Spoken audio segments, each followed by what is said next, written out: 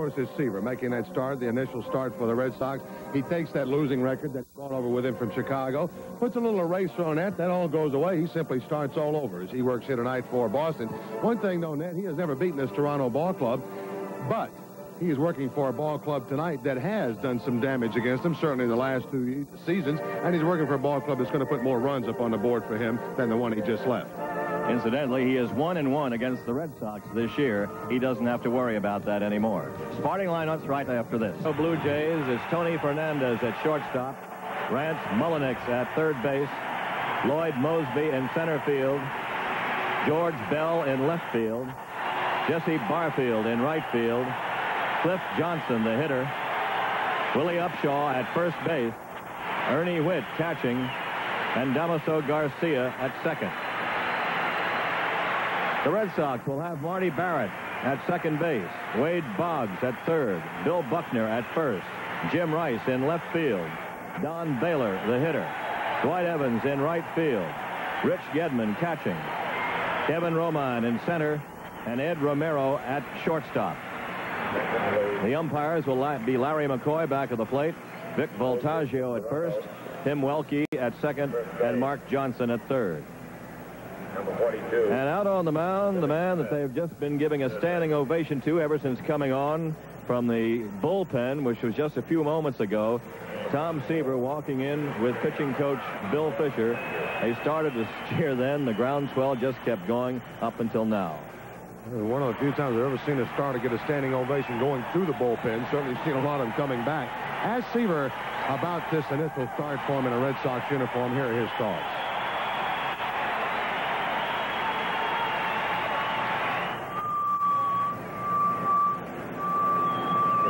The one solid feeling that you have is knowing that you're going to work and being able to come here and on the first day get the press done, and then on the second day go ahead and get back into work and do the thing that I love to do is something that I think is very a stabilizing factor for me.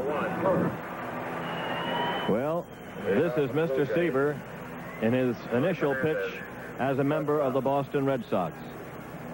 What may be a memorable night for him as he goes against Tony Fernandez, and it's foul back, strike one. We're underway. Well, of course, if happiness has anything to do with it, this is where Seaver has wanted to be, not necessarily in Boston, but on the East Coast, closer to his home. And I can think of a lot of things that could disturb a player, and I think that's some of the things that bothered Seaver this summer. He misses outside to Fernandez. It's 80 degrees at Fenway before a packed house. Needless to say, Fernandez is hitting .315, 4 home runs, 27 batted in. And Seaver misses high, ball 2. Tom had already been on the disabled list once this year. He's 2-6 with the White Sox. In tight, ball 3. And with 4.38 earned run average, one of those wins was against the Red Sox, and one of the losses was against them, against Bruce Hurst. There's one line toward left field. That's going to drop in there. One hopper, two hopper to the wall, chased down by Rice. Tony Fernandez, who's a killer against Boston pitching, does it against the new Boston pitcher. Fernandez opens with a double. Seaver getting behind on the count, 3-1, before giving up that double. Seaver certainly still efficient as far as innings pitched and hits given up. Very good at that column, 6 below. Some things just never change, though. Fernandez against it doesn't make a difference who puts that uniform on, as long as it's got Red Sox attached to it somehow or a Boston label. Fernandez is going to get his base hits. The pitch is just a little bit low and inside to Rance Mullenix, the third baseman. Mullenix hitting .270, 8 home runs, 30 batted in.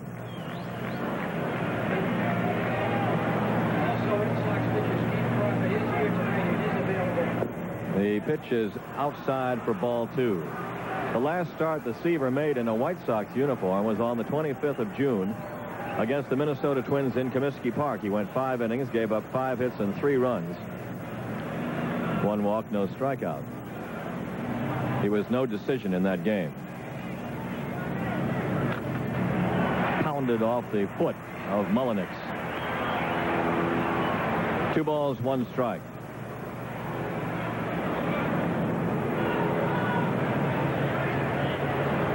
talking to Jerome Holtzman of the Chicago papers, who's here.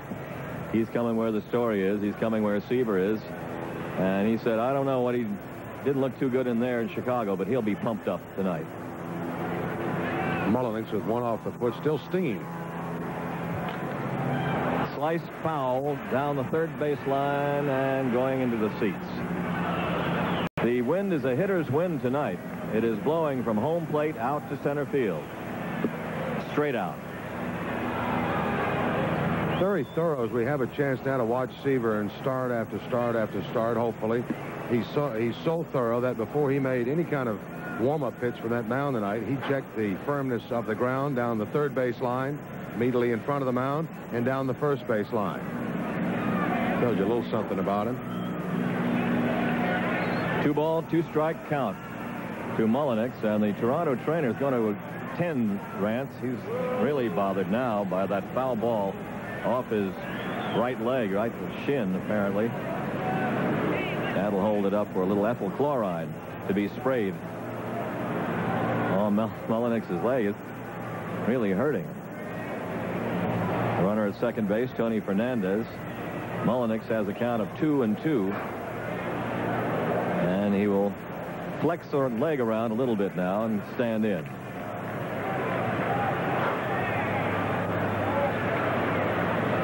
Seaver, the classic pitching form with the leg drive that so many pitchers try to emulate.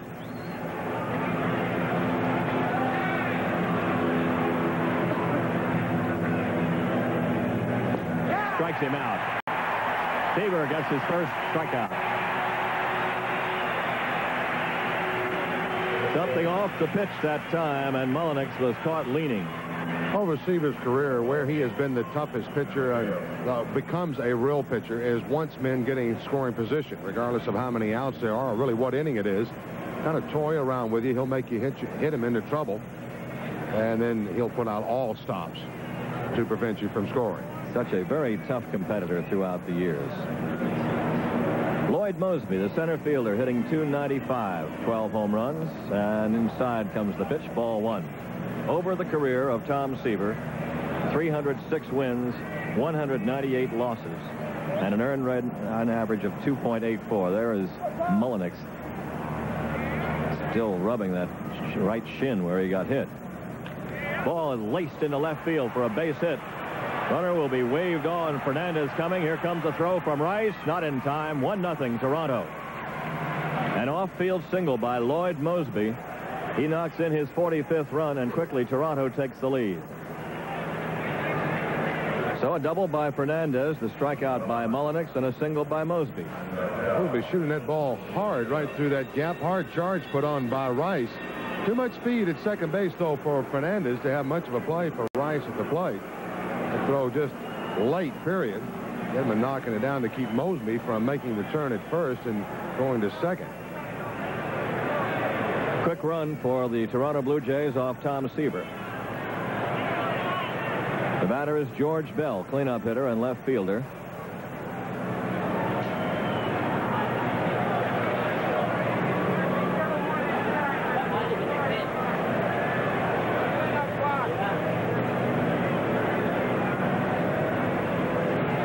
Bell, 318 average.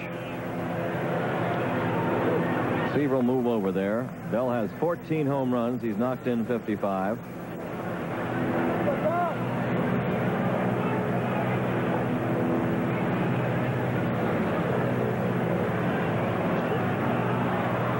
Seaver playing catch with an old rival. There's a lot of National League seasons there between Seaver and Buckner. Always playing against each other. A strike to Bell. 0-1.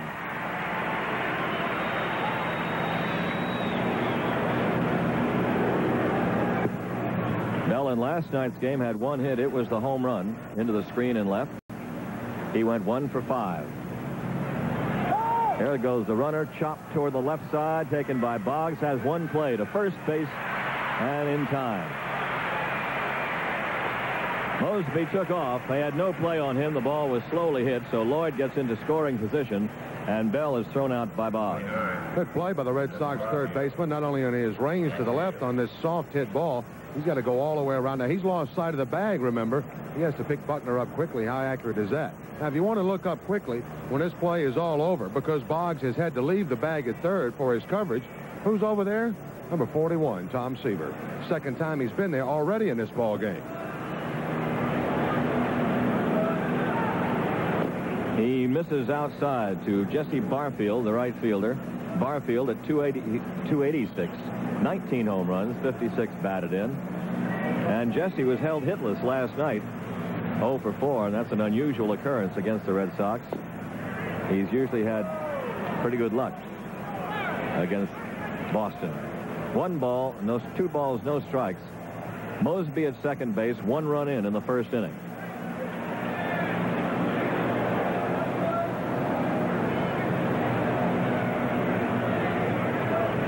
Seaver wants another sign. Checks out with Gedman. 3 infielders on the left side, as was the case last night against Barfield. Barrett way over on the third base side of second. And they work Barfield outside again. Ball 3. Bill Buckner, the only infielder on the right side. As a phalanx of fielders over there in white on the left side of the infield. And Buck out there. Outfield straight away. Barfield goes for 3-0, fouling it off. 3 balls and 1 strike. Seaver, 41 years of age, from Fresno, California originally, now lives in Greenwich, Connecticut. Last year with the White Sox won 16 games with that club. He walks Barfield. Runners at first and second. First walk given up by Tom.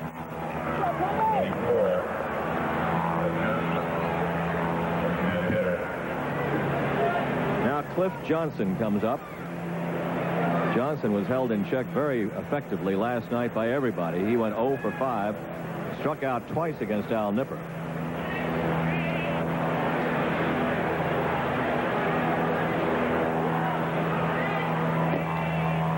Seaver missing outside, ball 1. He will work a hitter. He's always had control through his career. Led the Mets to the pennant and world championship in '69.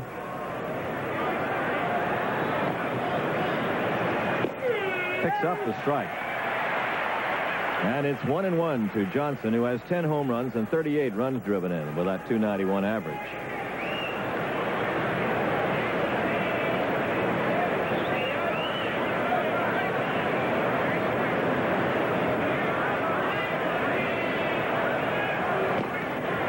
Steers it away, and it's ball 2. Seaver dramatically won his 300th victory last August in New York against the Yankees, just before that mini strike mess that happened. Red Sox were in Chicago at the time to play there. Ground ball right side to Barrett. And they get 1 run, that's all. They leave 2. Toronto gets a run in the first. And at the end of 1 inning, it's Toronto 1 and the Red Sox coming up.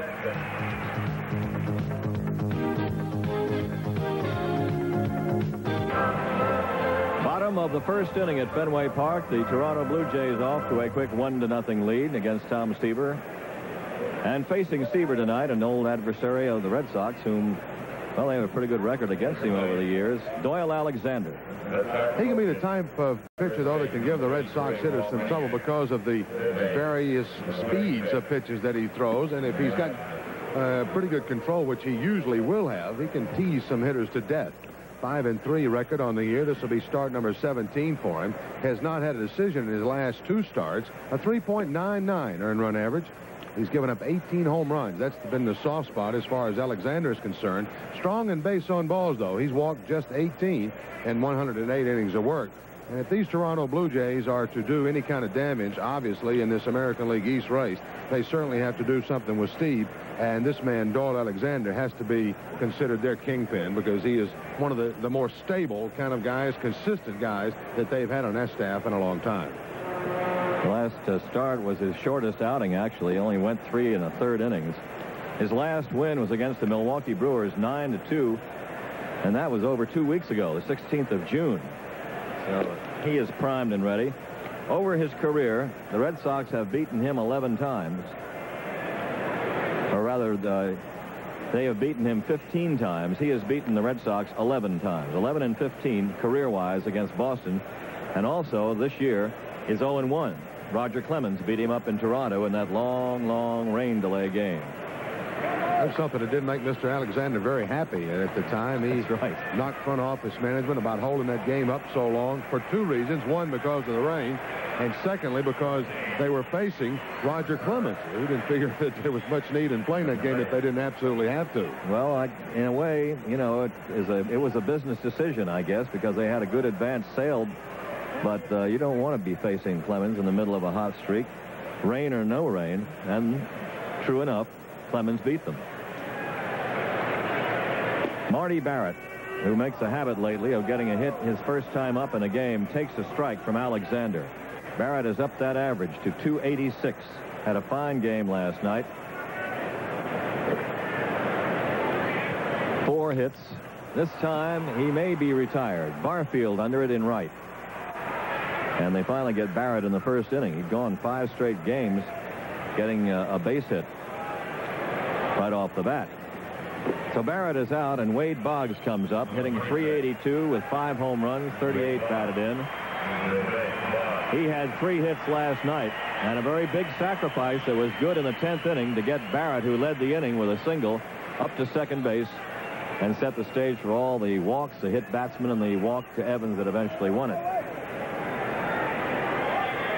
Mullenix gingerly kind of limping around there at third base.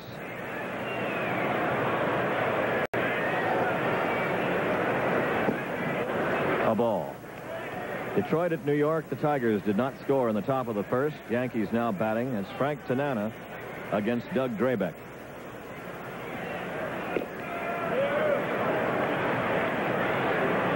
Two and nothing. Milwaukee at Baltimore. Bill Wegman against Flanagan tonight, Mike Flanagan.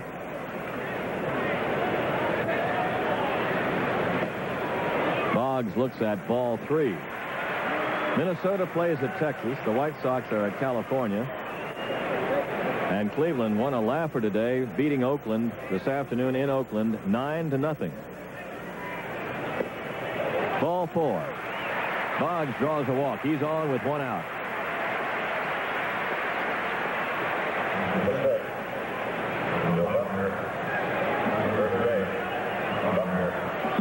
Bill Buckner hitting .238, 8 home runs, 40 batted in. In that Cleveland-Oakland game, 9-10-0 for Cleveland, 0-7-1 for Oakland, and a lot of people were thrown out of that one. Dave Stewart, a pitcher, was ejected in the 7th, along with Pat Corrales, the Cleveland manager, and acting manager Jeff Newman of Oakland. Obviously a beanball incident. Pop up towards shortstop and Fernandez. Buckner is out. There are 2 away in the Red Sox first. And the Boston strong boy, Jim Rice, coming up. A single, a double, and a home run last night.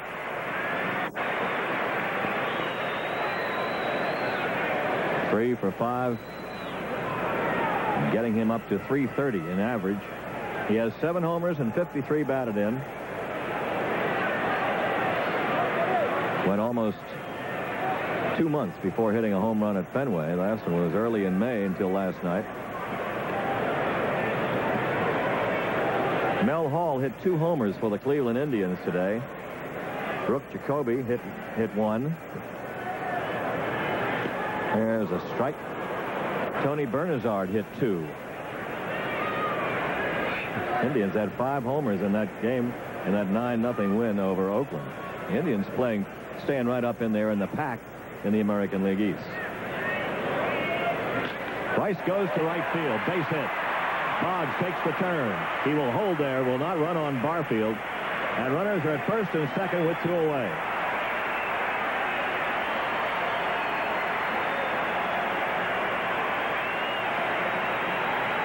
Let's Boggs has a chance to look up and catch Barfield going way to his left or way to his right, he can forget about third base. Barfield blessed with a real rifle type of arm.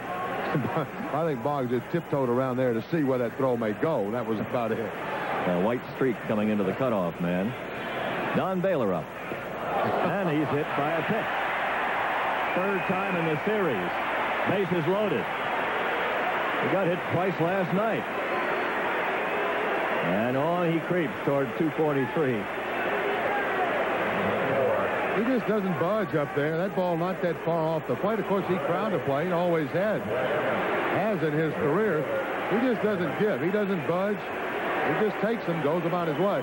He, by now, I'm sure, has a little bit of a knack. That ball, kind of a glancing blow off the forearm. Nonetheless, it's one that does a little more than stings. But he's not doing it against Nolan Ryan, thank heaven, anyway, right now. Or people who can throw hard. That ball did sting a little bit more than some of the knuckleballs he's taken. Dwight Evans is the batter with the bases loaded. It was Evans who walked last night in this situation in the 10th inning to force in the winning run. He had 3 RBIs last night. He has a total of 42 now.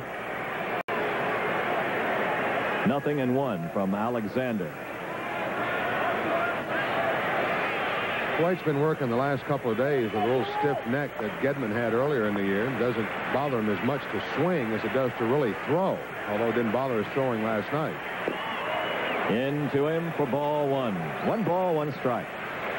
Wind blowing out, remember. Toronto leading 1-0 in the first.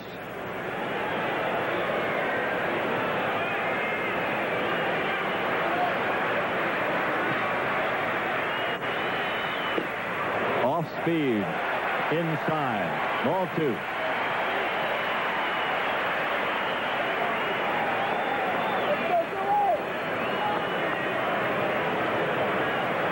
Baylor, Rice, and Boggs around the horn, first to third on the bases. High fly ball to left field. The wind may help this one. They are going to let it play off the wall. And 3 runs will score. 3-0, 3-1 Boston.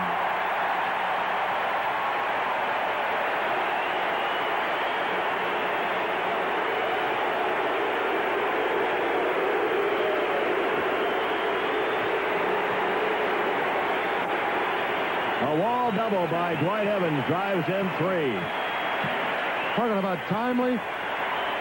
If there's less than 2 outs, you don't score maybe but 1 run on this ball, maybe 2. But with the 2 outs and the bases loaded, that ball is it. Everybody's tracking. Ball skidding that wall on the way down. Here comes Mosby on the backup to get it in. Everybody scores. 3-1 now. The Red Sox take a quick lead, and this is another explosive first inning for them. They got 3 in the first last night. Rich Gedman up. Ball 1.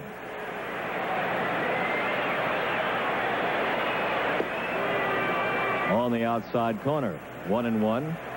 Gedman, 267. 1 hit last night. He also had a walk and a sacrifice. The bunts were getting down pretty nicely last night. Hard swing. 1 ball, 2 strikes. Montreal and the Cubs went 7 innings. Game that was suspended due to darkness. They'd had a rain delay earlier, and that will be resumed Wednesday at 1 o'clock before a regular game. 0-0. It was his score after 7. 2 ball, 2 strike count to Gedman.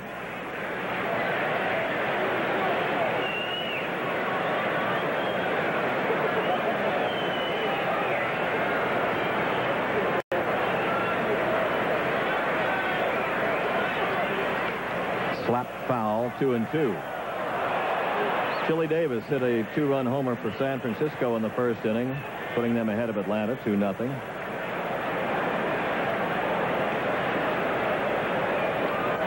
Two ball, 2 strike count to Rich Gedman.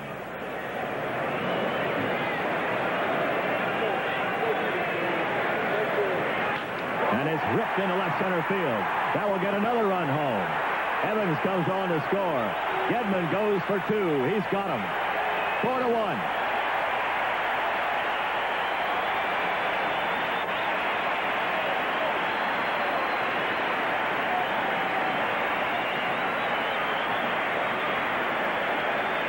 Hard shot to the gap in left center by Rich Gedman.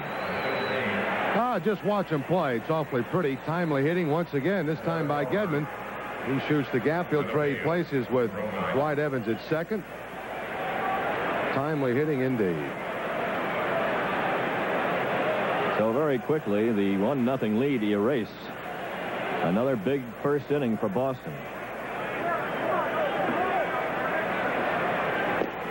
Kevin Romine takes the strike. The youngster up from Pawtucket who was in the lineup last night in place of the ailing Tony Armas, the bad ankle. Tony was hitting today, taking hitting. It's a little better, but not able to play. Off-speed pitch, strike 2. Romine went hitless in 5 trips. He did score a run.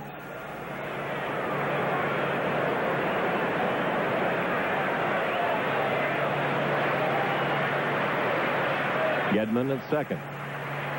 And that's all for Romine and the Red Sox. But 8 come to bat, and 4 of them score. And after 1 inning, Boston leads 4-1. More time, the Red Sox do a little demoralizing work to an opponent early. They answer a 1-0 lead with 4 of their own, capped off, really started all by the double by Evans. Hit the left field wall on the way down. Everybody running a course on the 2-out swing of the bat. 4 RBIs now for Dewey and 1 at bat, actually. Yep.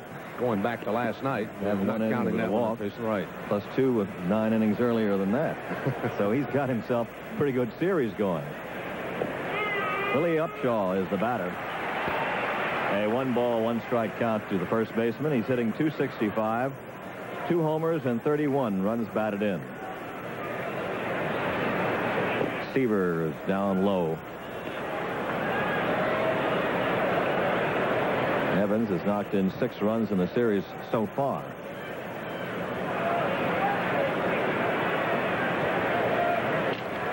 Little pop-up left side, and Wade Boggs. Upshaw is out. We'll have a station break on the TV 38 Red Sox Network. You are tuned to WLBZ, Channel 2, Bangor.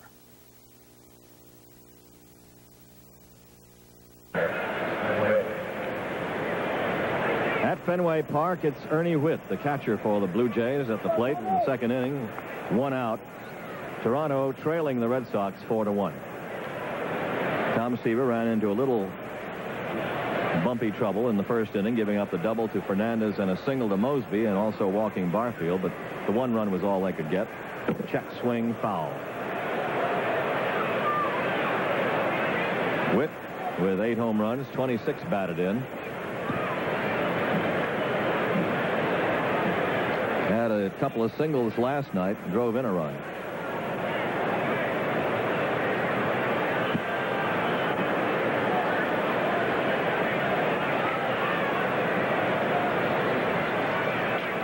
Hammers 1 foul. They play him that way most of the time anyway, to pull. 0-2. Yankees got a couple of runs for Doug Drabek in the first inning down at New York. They lead the Tigers and Tanana 2-0 after 1. Milwaukee 2, Baltimore 0 in the second at Baltimore.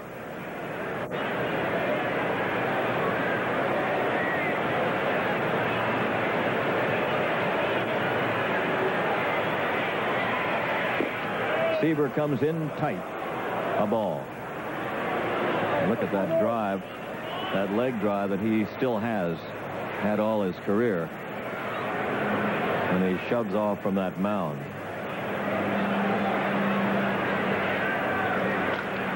Here's a base hit to right center field. Pulled out there now by Ernie Whitt. A 1-out single and the 3rd Toronto hit.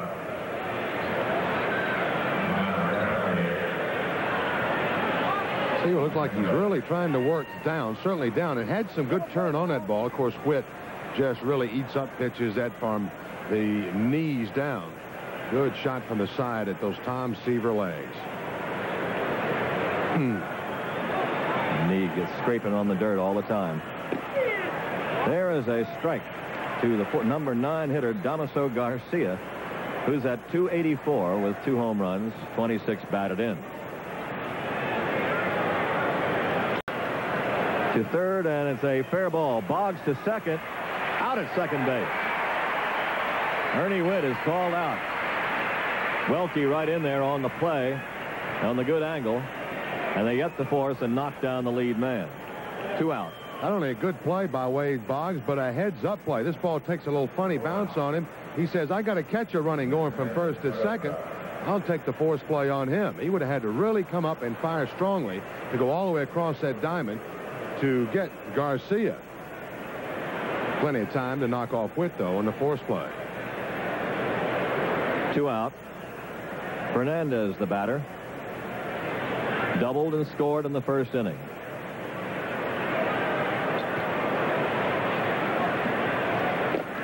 Fastball, ball 1. He had 2 singles and a double last night along with a walk, and he reached the fielder's choice, but that was the 3rd out of the inning. He scored 2 runs. He had a perfect leadoff man's night last evening.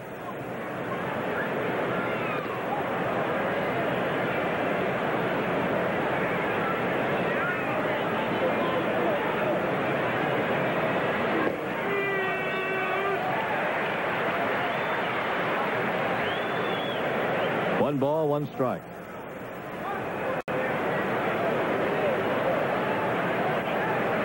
This really bugs Tom Seaver, or any pitcher of his type. Bob Gibson, certainly one of them. I like to get that ball. I like to get into a routine, a timed routine for them, and go, and go. That hitter backs on like Fernandez does there. That bugs him a little bit.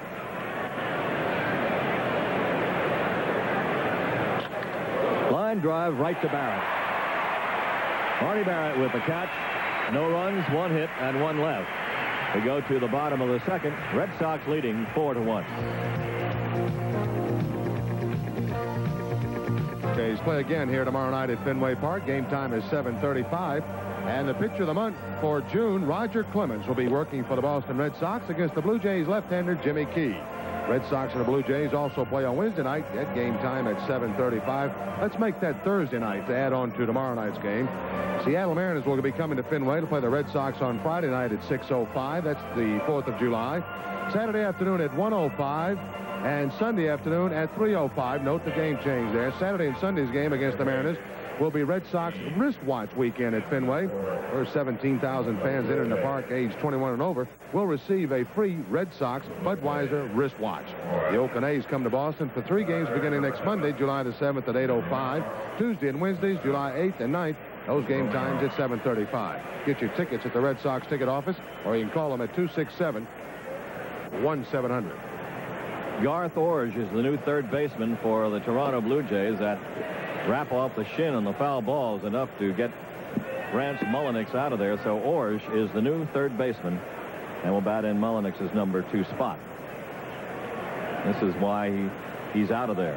Why Mullenix, after giving it a try, had to leave. Romero is the batter, and it's a 2-ball, no strike count. Eddie Romero punched in a very important double in last night's game in the 6th inning when the Red Sox scored 4 times. To shortstop Fernandez. Takes it exploding at his feet, gets rid of it in a hurry, and Romero is out.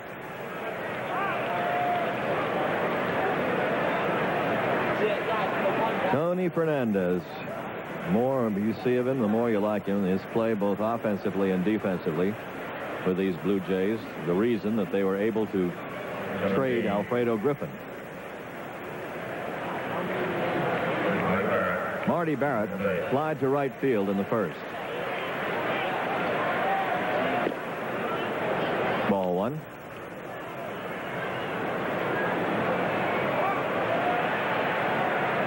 Red Sox leading 4-1 as they bat in the 2nd. There's a strike to Marty. Barrett in the 4-hit game last night went from 277 to 286, a 9-point jump.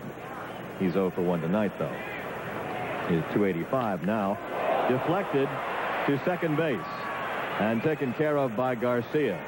That ball's headed for center field and would have made it, but Alexander deflected it. It's a 1-4-3 play on Barrett.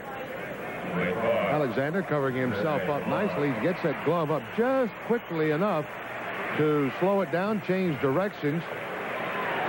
Garcia able to stop his movement to the right, return, and throw out Barrett. Boggs, the hitter. A ball.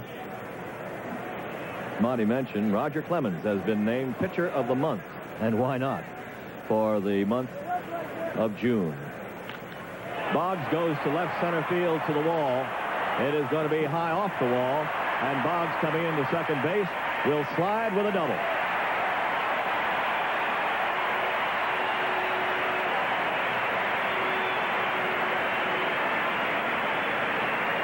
Boggs with his 22nd double of the year, starting to take a little more work now. He's starting to spray that ball around the ballpark. Baltimore wanted to pull the ball. He said, "Art, I'll pull it. I'll get my base hits over there." He returns to Fenway, one of his favorite places, of course, playing a little pepper with that ball. Once again, Bell gets caught in too close, and Mosby has to make the throw on the backup.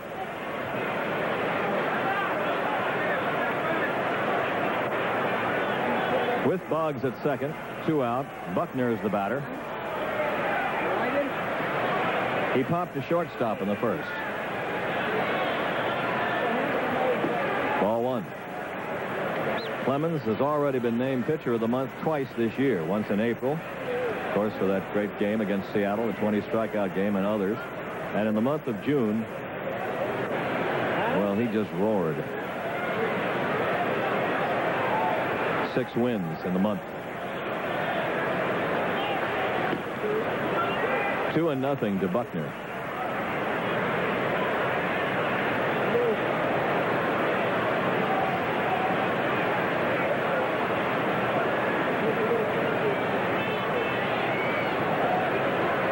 Wind whipping out.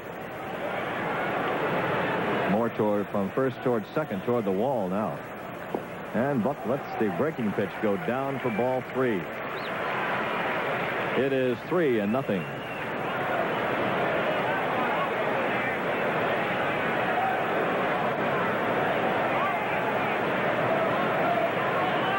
Mosby picking up a little grass and determining the wind himself out in center field.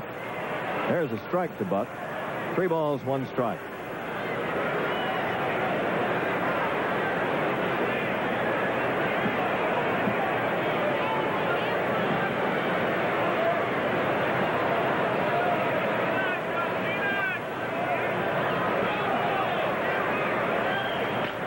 Breaks it down to second base, bobbled by Damaso Garcia, but he recovers in time, and that is the inning with 1 hit and 1 left.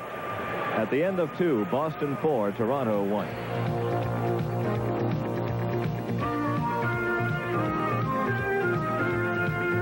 Red Sox, 3rd inning. Monty. We'll just move this right along here. Oh, a lot of business to get done sometimes. Garth Hodge up there first for the Toronto Blue Jays. He coming into this game in the top of the, or actually the bottom of the 2nd inning with the injury to Mullenix. Seaver on an outside corner for strike 1. Gorge hitting .262. He's had 2 homers and 18 RBI.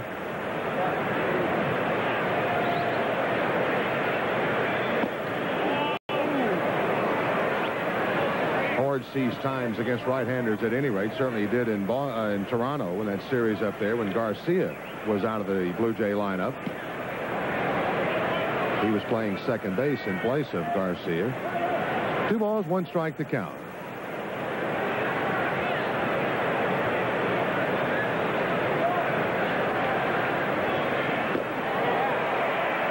Tried to reach the high one from Seaver and couldn't do it. The count is even at 2-2. A reason for Seaver to smile already tonight. Red Sox got him 4 runs in the first.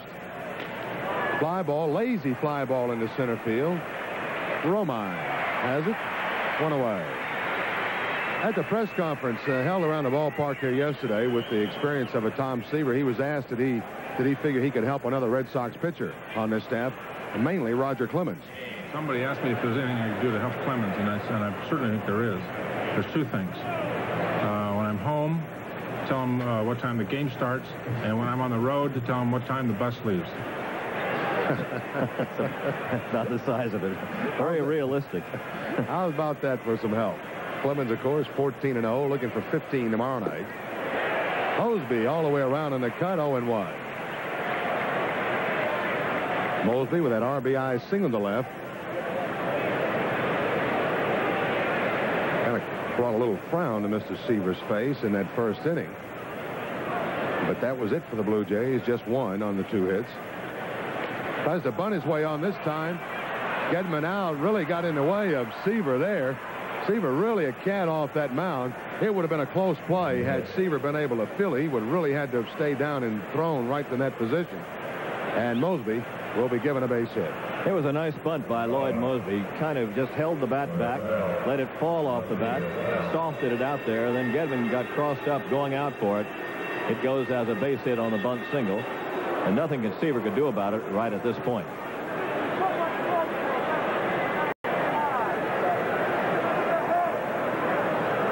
Next time that happens or that situation comes about, Gedman will be standing right at that plate telling him where to throw it.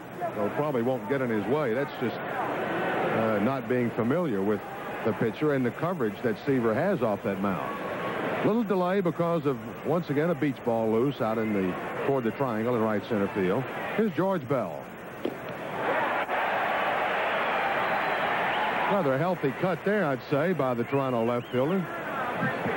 Well, he jumped at this as if it had gone downtown on the little slider by Tom Seaver. Toronto's the only club he has not beaten.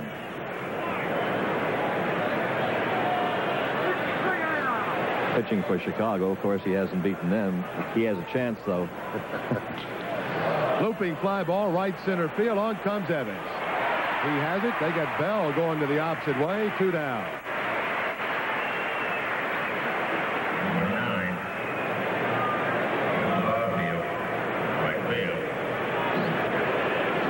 0-4 career-wise against the Toronto Blue Jays. Notice that note on the Red Sox stats today that you just mentioned about the Blue Jays being the only club he did pitch or hadn't won a game against. Everybody else in the big leagues he has, though.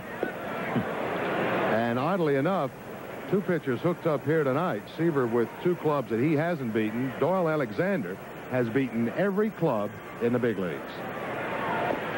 Wild swing by Barfield. No contact. 1-1 to count. Red Sox leading 4-1. That number right there, you combo that on the back of Tom Seaver. And Mrs.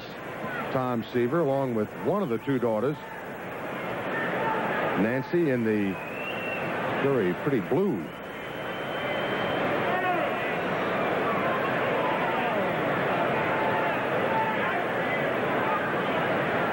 She hasn't missed too many of his games, no matter where he's pitched. Actually, I suppose that's both daughters right there.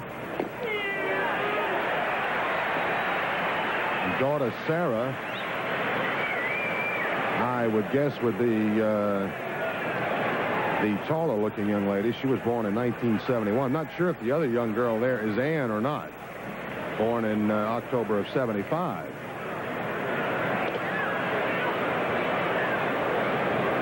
Barfield on the hip of Tom Seaver. 1 ball, 2 strikes. Mosby, the runner at first, with 2 down in the Toronto 3rd inning.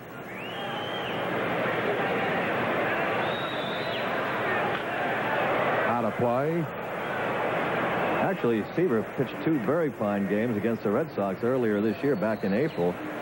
In the first week of the season, on the first road trip, he beat him 3-1, and he lost to them 2-1 here. They only got 3 runs off him in 15 innings.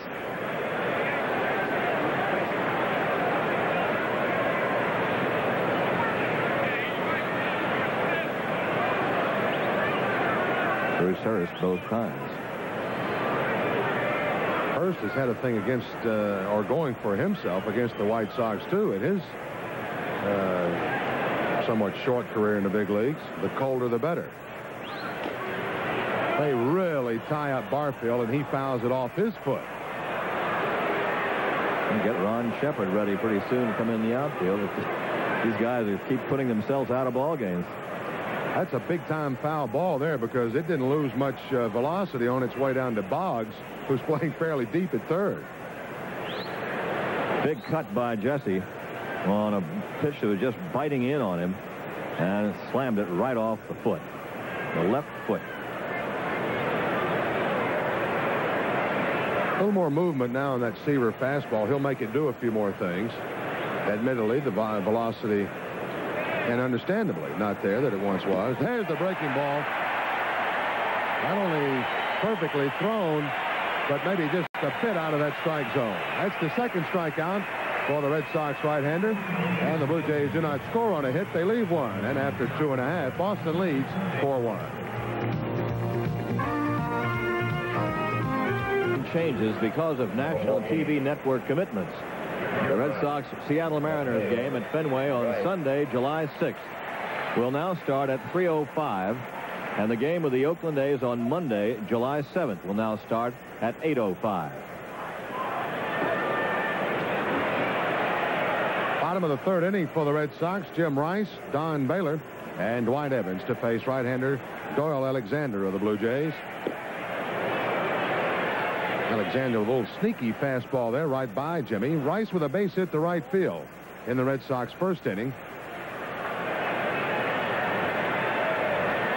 Put runners at first and second at that time. Alexander making this start tonight with 3 days rest. The first time he's done that this year. But he would be of the type pitcher that could probably do that and not have a lot of problems with it. Of course, earlier in this game of professional big league baseball, you always worked on 3 days of rest. Maybe the designated hitter had a little something to do with that, with more innings for starters because they were not pinch hit for in the 5th or 6th innings, or sometimes earlier. Once again, the delay, a beach ball out in the triangle in right center field.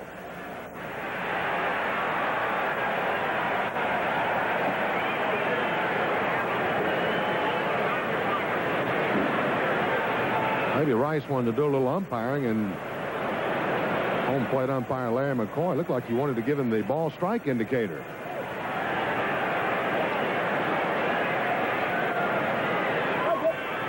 Two balls, one strike. Foul away on the opposite side. The count evens now to Jimmy, 2-2. Alexander, as a starter in 1985, made 4 such starts with only 3 days rest, and in those events had a 1-1 record with a couple of no decisions. And it's a full count now to Rice. Boston leading 4-1 as we start off the bottom of the third inning. Each team with 4 hits.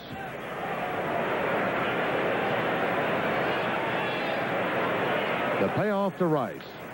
Pop foul back and out of play. Alexander against that start, or the start against Roger Clemens in Toronto on that 2-hour and 47-minute rain delay night, worked a complete game, giving the Red Sox 3 runs, but that was just enough for Roger Clemens on 6 hits. Walked 1. He struck out 9, did Alexander. Roger beat him 3-2. Toward the gap in left center, George Bell cannot get to it. Rice around first with a turn. He'll go for 2. The throw not in time, and Rice has a double. He continues to lead the American League in doubles. That is number 25 for the Red Sox left fielder.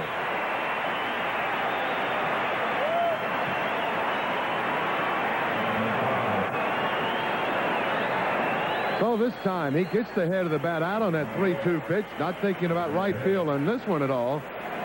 Bell tried to get there to cut it off, but just couldn't get there in time. Good strong throw, just too late. Don Baylor fouls that one away. Career-wise, Jim Rice now 27 base hits and 68 at-bats against Doyle Alexander. There's that turn by Rice. The throw, you look right down the barrel of it from left field. 0-1 to Baylor. High fly ball, shallow center field. Now Mosby dropped backs a couple steps to get set. Rice tags. He's coming to third. The throw hits by the third baseman and backed up nicely by Alexander to save a run there.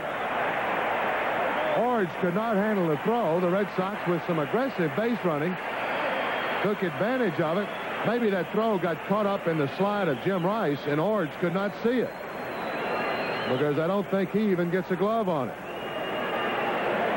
So although Baylor doesn't really get to the right side, he gets the job done with nobody out. He'll advance Rice as Rice tags, and he'll come hard to third. The ball hit Rice on the slide. So Orge would not have had a chance. It didn't make any difference if he had seen it or if he didn't. Alexander right where he should be, though, to back that play up, to keep that ball out of the Toronto dugout.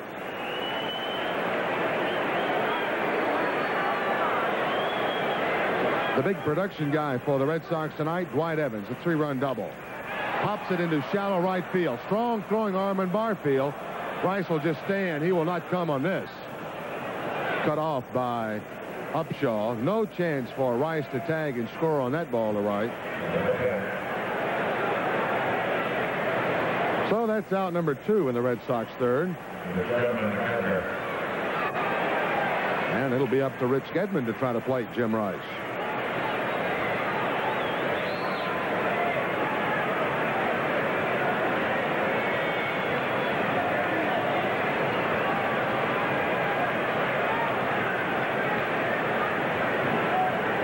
Gedman a double to left center following Evans' double in that Red Sox first inning. And driving in Evans with the 4th Red Sox run, manager Jimmy Williams.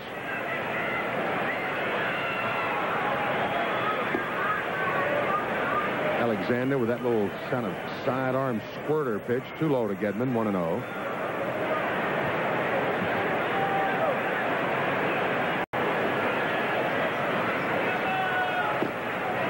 And that one is outside. Red Sox batters against Toronto this year. Rice has the most base hits against them with his 2 tonight. He now has 10 base hits already in this just the 5th game against the Blue Jays. Hit hard, but Garcia does not have it. He flips it up. He turns. Not in time at first, and Boston leads 5-1 as Rice scores from third. Garcia tried to put the Olay on it. Actually had the ball in his glove and flipped it out. Flipped it up close enough to him in the air so that he could get to it and try to recover. But his throw too late, and Gedman beats it out. This ball really smoked by Ritchie. Garcia just flipped it right up in the air. Now he'll have to chase it, turn, and try to throw. Too late to Upshaw.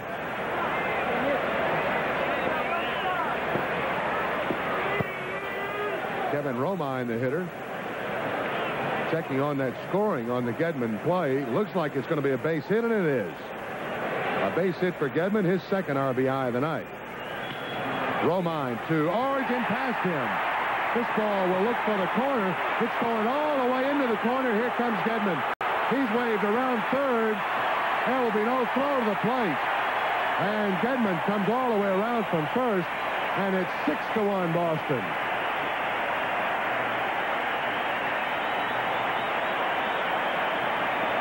Kevin Romine with a double. Well, the Rook gets his base hit now.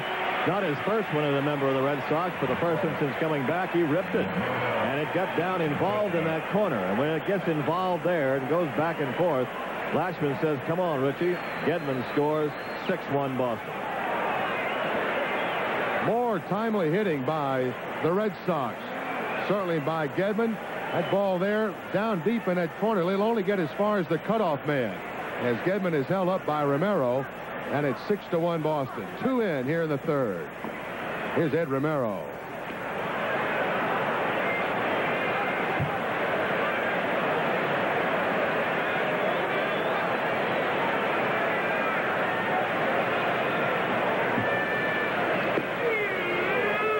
Oh, tailing sinker to Eddie. 1-1 the count. Dennis Lamp in the game last night for the Blue Jays actually was not effective as he let the Red Sox get back in the game. Getty lays off a high pitch from Alexander, and it's 2-1.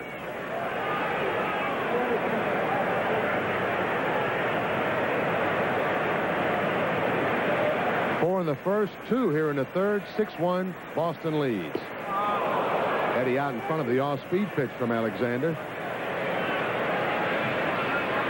RBI number 25 for Getty on the year. And for Kevin Romine, his second major league run driven in. Had 1 last year. Inside, and it's a full count now to the Red Sox shortstop.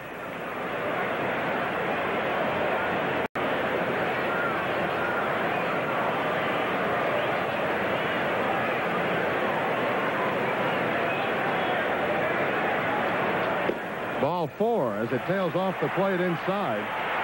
And Romero will work his way to first. That's the second walk given up by Alexander.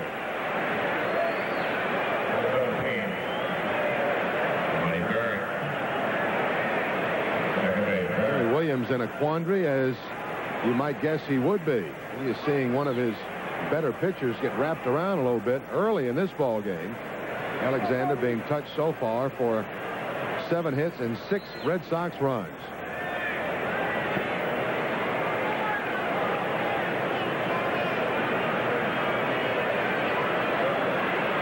Witt with his word over for Alexander, back behind the plate. Marty Barrett ready to step in.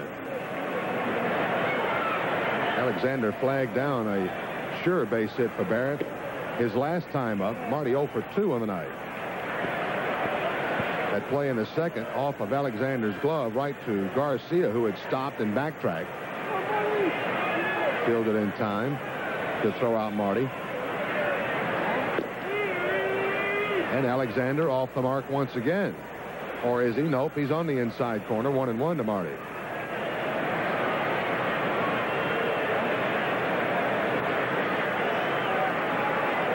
Red Sox continue to play kind of spread out baseball. If it's not the top part of the order doing damage to you, it's the middle. If it's not the middle, it's the bottom part. And Marty's been at both ends of it on different occasions. Earlier in the year, when he was batting lower in that lineup, 7th and 8th on occasions, he often was a spoiler for the Red Sox. Since he's moved to that leadoff spot, I'm not so sure he hasn't been more of a spoiler, Ned. He's been kind of the upbeat ambassador for this team, too, in the last month or so. He's the guy that keeps saying, we're going to get him tomorrow, forget about the loss, and has become sort of a spokesman for them. Even though he's not the captain, he is the live wire on the group. He's down in the count here. 1 ball, 2 strikes. A little bit too much time. Now Alexander with a little pitch change as he wipes up on the shirt. Artie to a fly ball to left field, curling toward the seats and out of play. Broken bat. He'll have to make a trip to the dugout. That might have been the favorite one. The way he had the little pause at the plate and looked at it, and that little shake there says, maybe. I had to tell it goodbye. Sometimes that's really a hard thing to do. You get one that just feels right to you, and especially one that you've been getting a lot of base hits with. I don't know if Marty's one of those hitters that bone their bats. They get the big suit market bone and attach it, actually bolt it down. Here is where it comes off him, right off the thin part, right near the handle.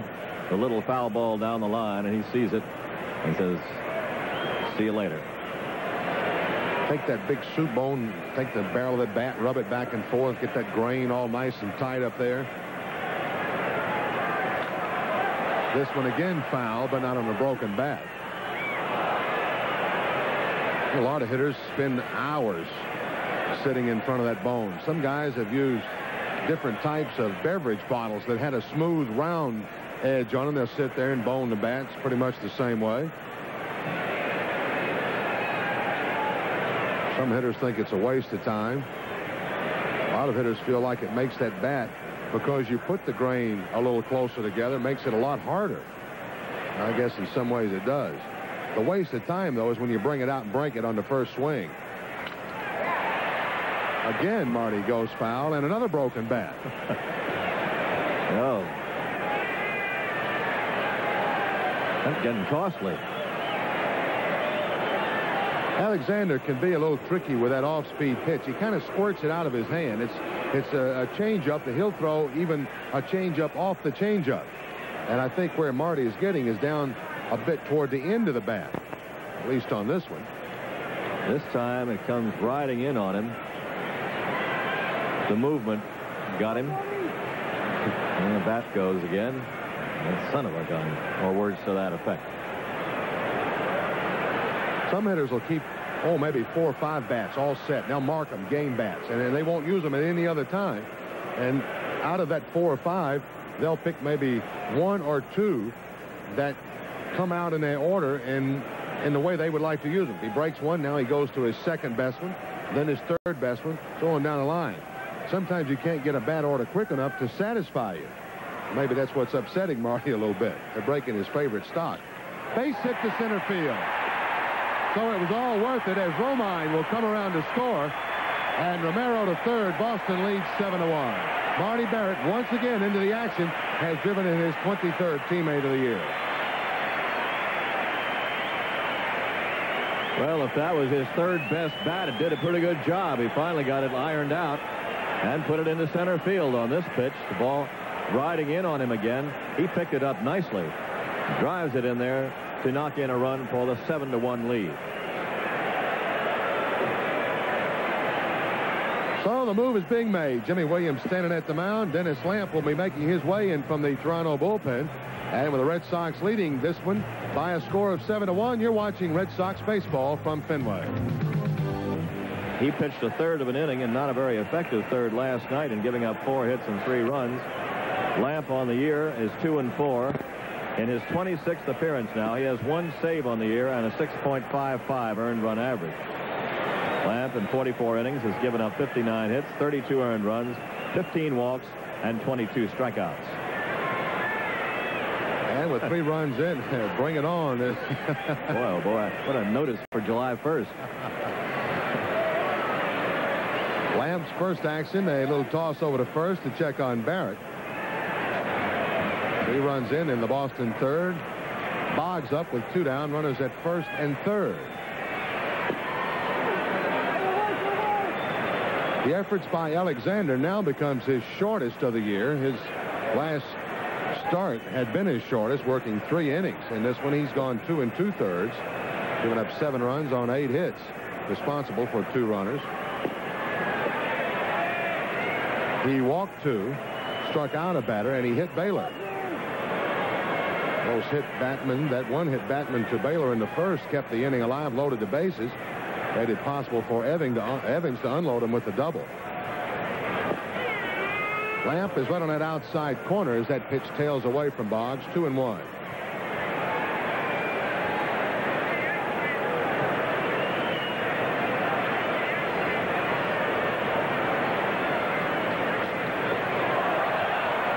Pitch is spoiled as it goes away into the upper deck.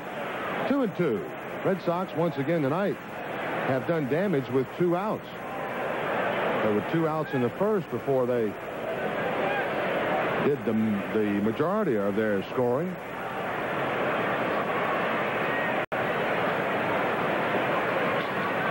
To left field, George Bell, right on the edge of the warning track, hauls it in. So Lamp retires Boggs to end the Red Sox 3rd inning, but more damage done by the Boston team as they come up with 3 more, and after 3 full innings of play, lead the Blue Jays 7-1.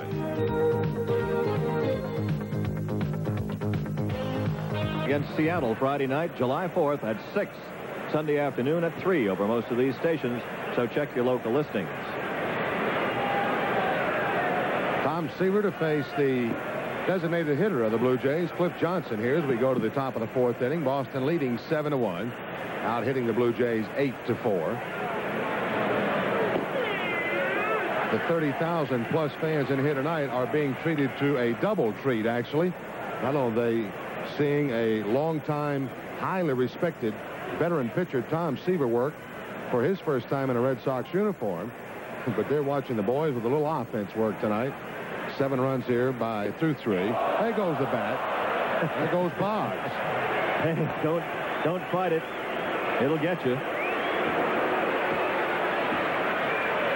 Boggs did exactly the thing he should have done on that.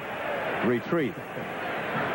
Ball getting away, as it so often does here with Cliff Johnson. Boggs giving ground. There you go, Wade. It's pretty close to being our distance record of the year, maybe. Close. I think Winfield has that to short, though, doesn't he? Yeah, probably. He's had a few more people mad at him, that's for sure. Cliff just gets a piece of that one. It hit Gedman's glove and then would not stay in there. So the count will hold at a ball and 2 strikes. If you happen to notice Seaver on any of the close-ups smiling a little bit tonight, it won't be from cockiness or anything to that effect. He's had more runs scored for him here tonight. Exactly, as a matter of fact, twice as many runs as he's had scored for him in any of his decisions this year with the White Sox. The most they had scored for him was 3. Right back up the middle and into center field. So Seaver could not put away Johnson as he had him on a hip, a ball and 2 strikes. And that's the 5th Toronto base hit.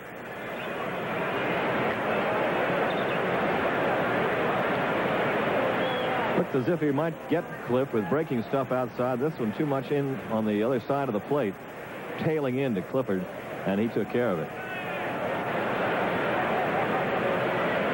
First baseman, Upshaw.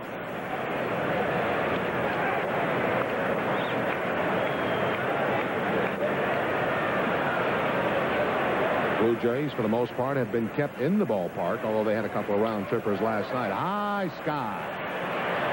Just behind the bag at second, Romero. 1 down.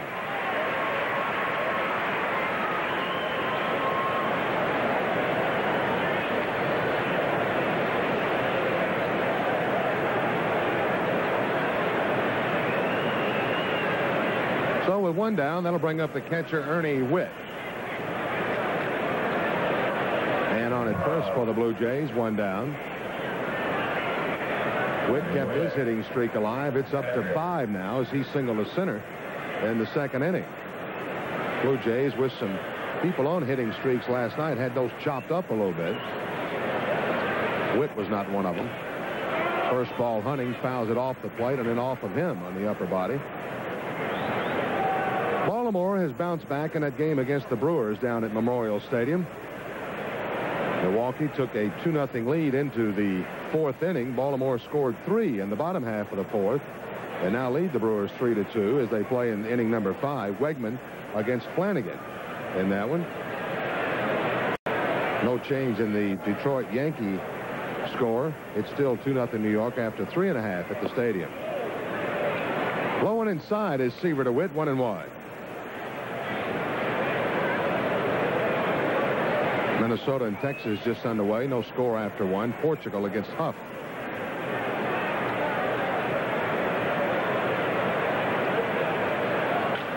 To left field this time, and Rice will turn to play off the wall. He'll come to second with the throw. He'll hold Witt to the long single as Upshaw turns the corner at second, Johnson turns the corner and goes to third. To the opposite field this time for Witt, who's a pretty good pull hitter. They work him away, and he goes this way, taking use of the wall. Rice correctly throws to second base, holding the single, and runners at first and third with 1 out. Rice with that throw to second will hold Witt at first. The double play kept in order with 1 down. Here's Damaso Garcia. Tries to reach the breaking ball, doesn't get it, 0-1.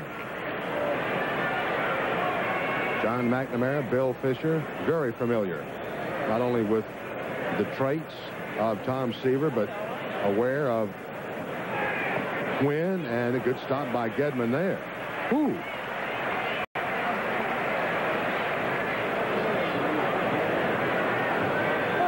Ritchie with the body, getting over there, smothering it with the glove. He's in back of it anyway. 1 ball, 1 strike to Garcia. Pop foul, back out of play, 1-2.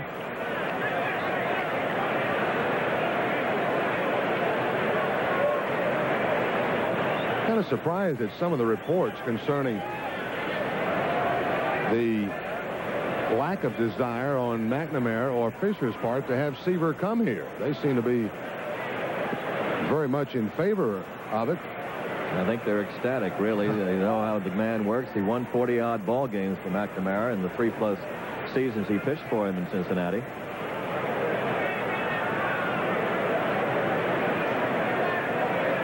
Two and two to Garcia, one down. And the off-speed pitch just misses. Full count now. The Red Sox leading 7-1. I wouldn't expect there to be any kind of base advancement, although they're not holding Witt on at first. He stays right there, and it's ball 4. So Garcia has the walk. That's something that's a little hard to do. You have to persevere to walk him. He doesn't like to ever take a walk.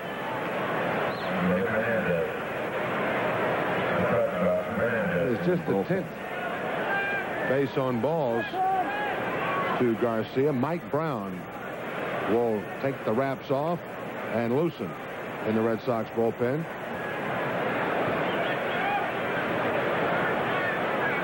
Bill Fisher out to the mound with Seaver and Gedman. Bases loaded for the Blue Jays as we play here in the top of the 4th inning. A 6-run lead for Boston.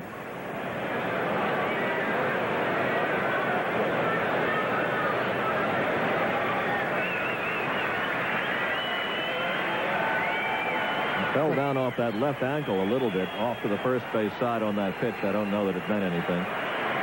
Well, he takes a stride like a pitcher would be maybe 6'7" or 6'8". Big long stride to use that drive as he pushes off that rubber. I think he may have landed a little bit on the side of that hole that's being dug out in front. Here's Fernandez and could be trouble. He has been, at least. I think I'd rather face Bell or Mosby than this guy at the plate. I'm not so sure that most of the, well, lately you're certainly right. The guy has been hot. Back up toward the middle and into the middle. Into center field. Johnson will score. Here comes Witt. He will score. As the throw comes through, Garcia stops at second, and Fernandez once again has delivered a strong base hit for these Blue Jays. You cannot get him out in this series. He rifles on right past Seaver into center field, and that's 2-run territory. It's covered by Romine. He slips a little bit on this throw, and so does the ball slip, and it's not in time to get the second run scoring Ernie Witt. So 2 in for the Blue Jays here in the 4th inning. The Red Sox lead now 7-3. 1 out, runners at first and second. Here's Garth Orge. Seaver on the breaking ball, low and outside, ball 1. 2 RBI for Fernandez with that base hit. Now gives him 29 on the year.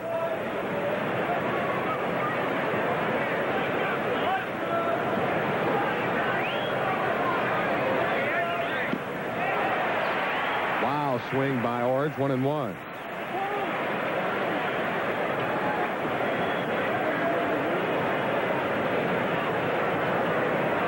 I don't know that there is anything else they can try to do to Mr. Fernandez. They seem like they've done everything. He just seems to cover the entire strike zone. Fly ball right field. Evans will drop back. Now Plants has the catch. Garcia tags. He will head for third and get there safely as the throw is cut off by Romero. So that's 2 down in the top of the 4th inning. Runners at first and third. And Lloyd Mosby will step in. We'll pause here for station identification. This is the TV 38 Red Sox Network. You are tuned to WLBZ, Channel 2, Bangor.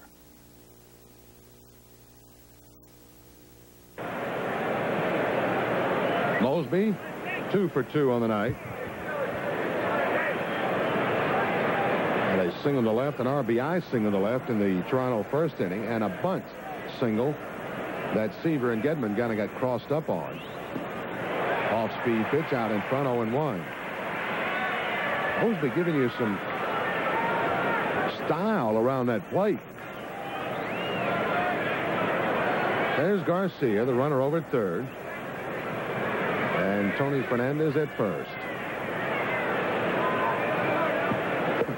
Fernandez 12 for 19 against Boston pitching in 1986. Matters not if it's right-handed or left-handed.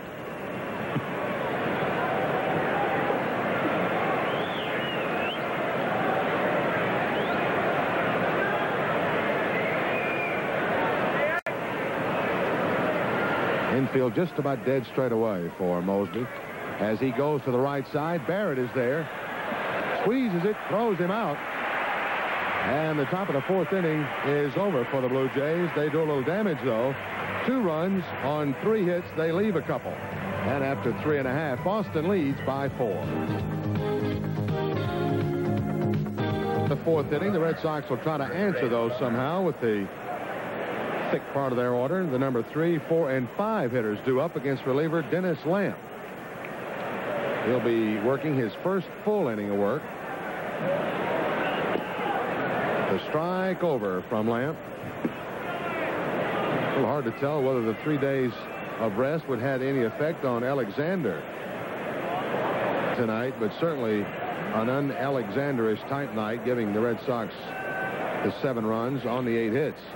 Spoil and foul away opposite side. Buckner down in the count 0-2. John Grubb has hit a solo homer for the Tigers in the top of the 5th inning. That inning's still alive at Yankee Stadium for the Tigers. So that score now at least 2-1 with the Tigers still hitting. Both starters, Tanana for Detroit and Drabek for the Yankees, still working. Buckner tries to get up to a high fastball and doesn't do it. He's down on strikes.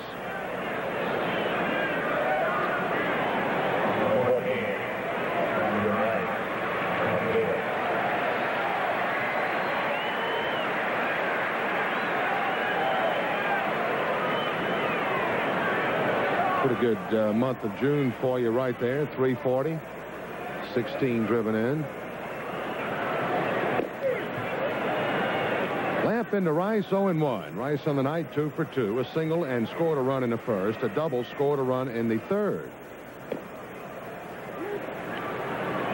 Lamp really working in his strong suit right now. Last year, so successful with the Blue Jays, working when his club was down in the score. Kind of held things at bay, give them a chance to get back in it. Well, he was a revelation for them last year. He did so many things for them when they needed him to come in, go long, go short, get to the 8th or 9th, and Henke later. Rice reaches for one, slips it into right field. Barfield giving chase toward the line. He'll fire it back in quickly, and Rice is 3 for 3. He continues his hot hitting, not only in the American League, but against the Blue Jays. He's spanked it all around the park on him. So they throw him outside, and he goes outside. Just plumps it out there in the right field, kind of on a flat-footed hit. And he has 3 for 3. Baylor up with Rice at first. No contact on that wide slider. That base hit by Rice, his 101st of the 86 season. Jimmy coming tonight with 98 base hits. He's going to watch that 330 mark jump up a little bit too. Once again, they go breaking ball on Donnie, and it's 1-1.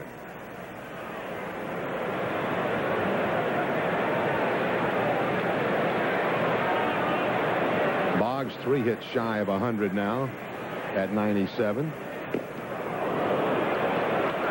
Little mustard on that pitch from Lamp, and it's 1-2 to Baylor.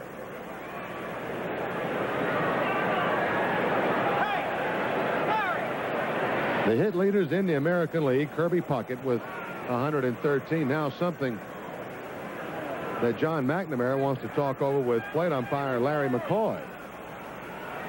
Maybe about a pause on the set or what? I don't know. Something to do with the drawstring on his uniform.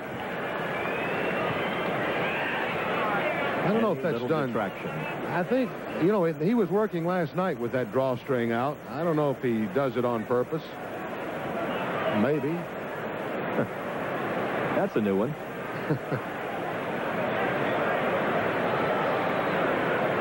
1 ball, 2 strikes to Baylor. Oh, soft liner. That will fall in for a base hit. just in front of George Bell as Baylor was out in front of a Lamp pitch. Got a little bit toward the end, and the Texas League fly ball in there. Sooner or later, they said, you know, this ball club's got to be hitting, because they were winning games without the big guys hitting much. Now they're all seeming to put it together again. That was a breaking ball that Baylor hit, and he just kind of looped it out into left field, got it muscled out there, and the Red Sox have runners at first and second. Second base hit given up by Lamp. Red Sox have reached double figures now in base hits. That's their 10th on the night. Here's Dwight Evans. His hit a big one in the first. Driving in 3 runners.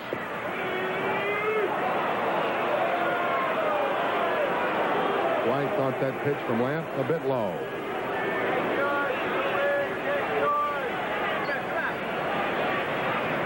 Talking to Dwight this afternoon about his plate appearance last night on that 3-1 count, he said, I had such a small strike zone. It was so small, in fact, that it was just enough room for that baseball to get into it. He said if it had been there, I was really going to unload on it. I wasn't about to take a 3-1 pitch if it was where I wanted it. He looked so determined even after he had taken ball 4. Of course, he has to make his way down to the bag. He flipped the bat away in joy. There was nothing anger about that, but his concentration seemed to still be on that time at bat. And he said, you're right, it was, until I got to the bag and said, wait a minute, the game's over. Then it broke. Pops this one foul back just to our right. I think that's one thing that we talk about Evans being such a good 3-0, 3-1 hitter, 2-0 hitter. That concentration has to be strong so that you don't do something with a go for a bad pitch. You set one little area, if that ball's in it, you work on it. Reaches for this one, and it's foul at third.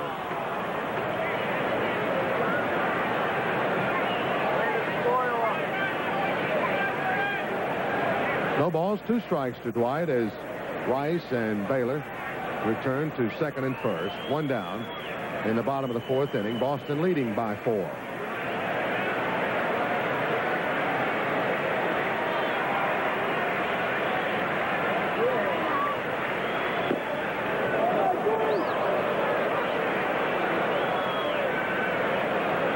Bruce Hurst threw a little bit this afternoon. Tomorrow night starter just to his left, your right, Roger Clemens, the Rocket. Hurst said, I threw just hard enough today to keep from getting into a real pushing point with that groin injury. It did not hurt him at all today. Evans, very patient, has looked over another close pitch.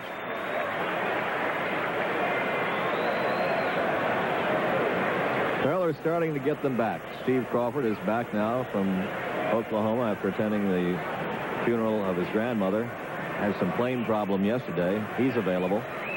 Sammy Stewart expected to come off this week. Fernandez sneaking behind Rice, but the throw too high from Lamp.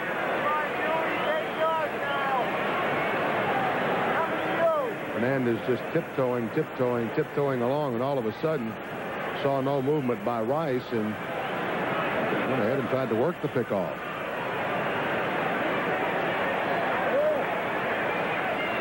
Hard to tell exactly if Hurst has been set back at all with a couple of those times that he has thrown. Fernandez again back there, and again not in time, but a great deal closer this time. I'll say.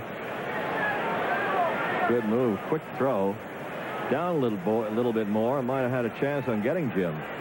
Down around the knee with the throw.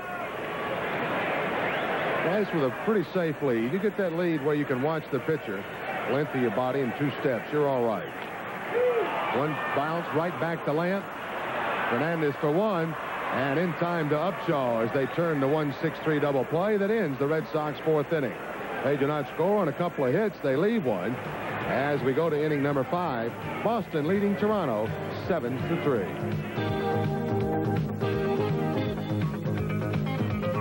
No errors for the Blue Jays. 7 runs, 10 hits, and no errors for the Red Sox. Tom Seaver trying to make it number 1 in a Red Sox uniform. Ned? All right, Monty. George Bell first up against Seaver. 5th inning. Ball 1. Bell has grounded to third and flied to right. Seaver ran into the main difficulty in the 4th inning. Very high foul. Back is Gedman. Ooh. Circled it a little bit. Got to the wagon and made the catch. 1 out. That wind blowing out tonight continues to blow to straightaway center field. That ball with all kinds of spin on it. Gedman right there, sure of it all the way. You're right. That is a horrible way to go back to that dugout. Doesn't do you any good to run because it's going to be foul. Stand there. Barfield up, taking ball 1 from Seaver. Barfield has walked and struck out.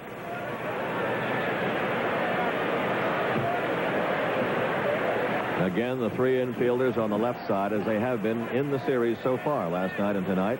Barrett shoved over there, along with Romero and Boggs.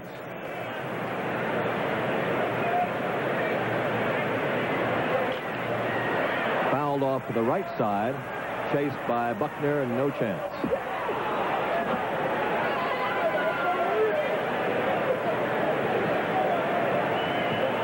Barfield will be followed by Johnson.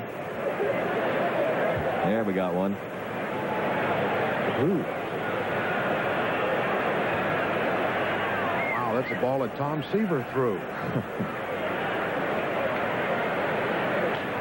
Barfield will give them somebody else one. Somewhere down there. 2 balls, 2 strikes. Red Sox have 7 runs and 10 hits. And Toronto 3 runs and 7 hits. Seaver bore down after Fernandez got him for a 2-run single. Jesse pumps one to the right side, almost knocking down Roger Clemens. 2-2. And then he got Orge on a fly ball to right and Mosby on a ground ball to second to get out of further trouble. The Blue Jays left 2 in that inning. They have stranded 6 so far. Down into right center field comes Evans and can't get it. Goes behind him all the way to the wall. Barfield streaking around second. He will head for third and get there. Ball hung out on a line toward right center, and Evans fielded it, and it played him. I think Dwight must have lost that ball in the lights or something. He's coming along, and all of a sudden he takes a hitch or some kind of a funny step. Lost the hat there. He's lost that ball. Somehow it either come out of the light tower on the right side. Something. Yeah, he wasn't with an eye on it or anything. Oh. It's a triple. 3-base hit for Jesse Barfield. That's a given when you get him running and the ball out that far. He pitches away a short ball behind Gedman. No advance. Cliff Johnson is the hitter. He's 1 for 2. He's singled in the 4th. Well, Seaver kept working. Seaver and Gedman kept working Barfield out that way after the infield was playing him to pull. So he just kept shooting a couple of foul balls that way, one in the dugout, one on the first base side. And he just eventually found the area in there for the triple. Beach balls flying all over the place out there now. 2 have gotten on the field. A couple more will be headed that way. Buckner is explaining things to Seaver about this. He says, "You're going to see this. You thought it was tough in Comiskey, huh?" So hopefully they're going to be running out of things. Maybe they ought to advance the price on those things and people wouldn't buy so many. There's a Canadian banner. So it's carnival time at Fenway Park. Mr. Seaver.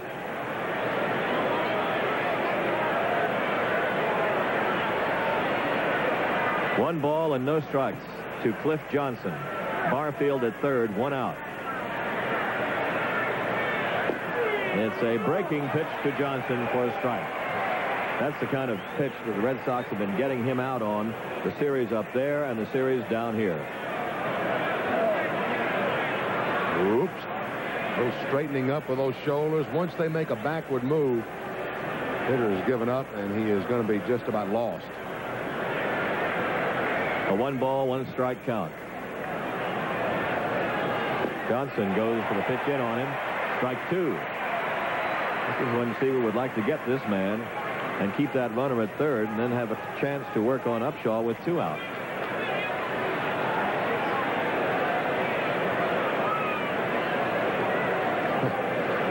As a hitter, it wouldn't matter who the hitter would be here. Seaver's put too many thoughts in this hitter's head. He's seen a good curve. He's seen a fastball that had a tail on it he couldn't handle. What would you look for here? Off speed down the third. It'll be a run. Boggs fires to Buckner for the out. Johnson gets an RBI. Now it's 7-4. Red Sox lead is 3 runs.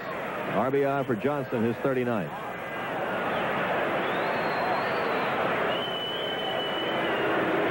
So they plate Barfield, who got the third on the triple. Here's a situation that at one time you could have bet what would happen. Tom Seaver would have had that strike up right. He would have had the strikeout right in his back pocket. He tries it there. That hard slider. Actually, you have to give Cliff a little credit because he went after a pretty tough pitch and was able to get the bat on it and keep it somewhere between or in fair territory to produce a run. Now 2 out, bases clear, and Willie Upshaw. Ball 1. Upshaw's popped up twice on Seaver, once to third and once to short.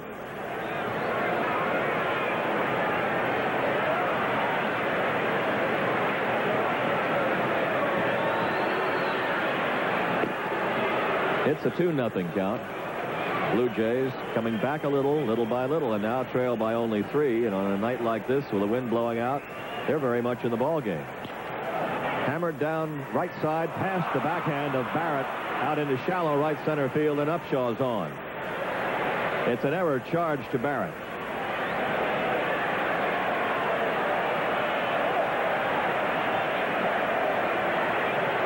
Marty gets to this ball. He wants to go to the backhand, maybe honoring the speed a little bit of Upshaw. Has that ball hit up off the big outside edge of the glove, the thumb or the little finger side of it, right into that short outfield grass, and Marty will have to turn and now get himself back together to go shag it. First error of the game. The hitter is Ernie Whitt, and he is 2 for 2 against Seaver. 2 singles. Scored a run in the 4th. Jackknifes away, ball 1.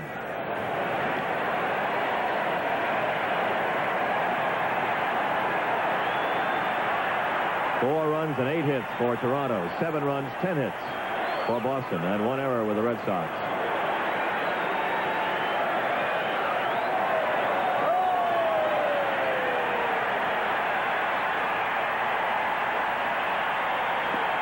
Big cut by Whitt. 1 ball, 1 strike.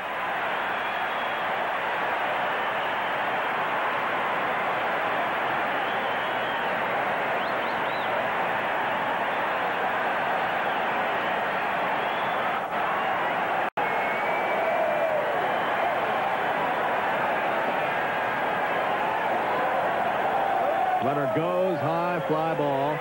Right field, Barrett out, Evans in.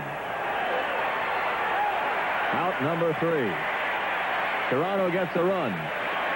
And after 4 1/2, it's Boston 7, Toronto 4. And it's the Yankees 4, Detroit 1 after 5. Tanana against Drabek.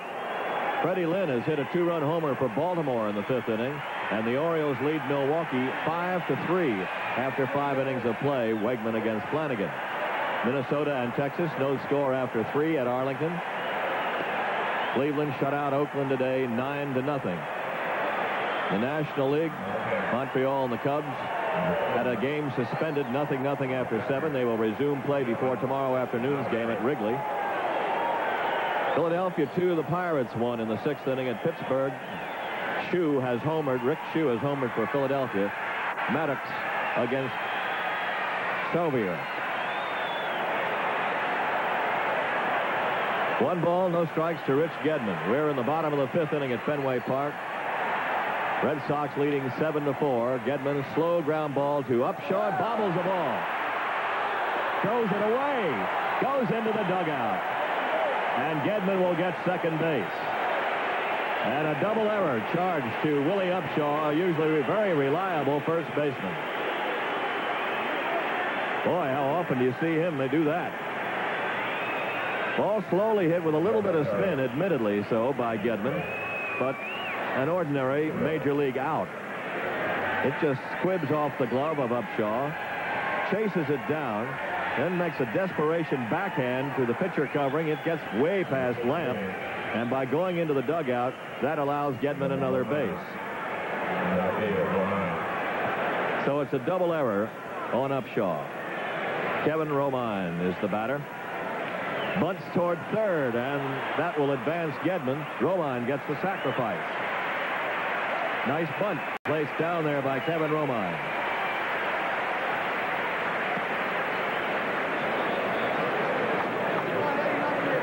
So the rookie has got his double his second time up tonight. Drops a very classy bunt down. He causes the third baseman Orge to come in, make the play, and third base is empty except for Rick Gedman.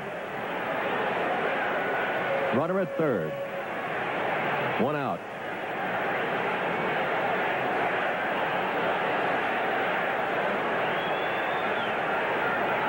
Here is Romero, who was grounded to short and walked.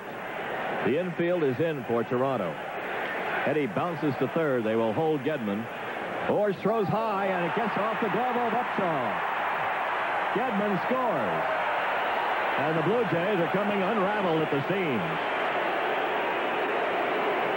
All the time in the world for Garth Orge to make that play.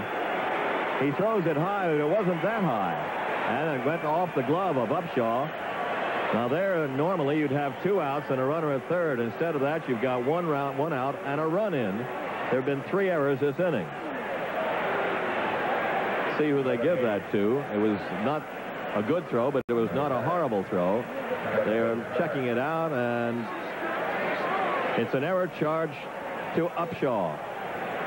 No run batted in. And it's an 8-4 game. Red Sox lead.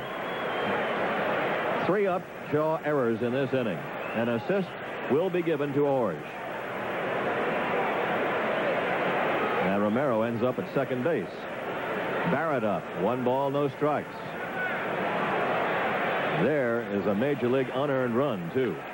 Barrett, fly ball to center field, sending Mosby back. Romero tags.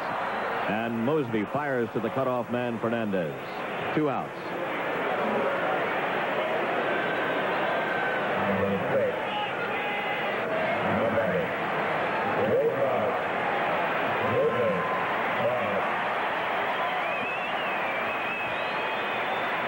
Wade Boggs is up, and Dennis Lamp must wonder about this inning a little bit. He very easily could be on the bench at this time, waiting for his club to come out and hit. They will pass Boggs.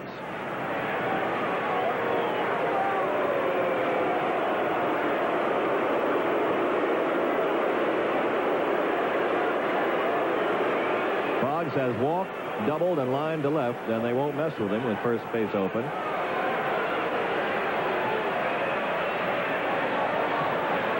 He went to his mouth, and that will be charged a ball.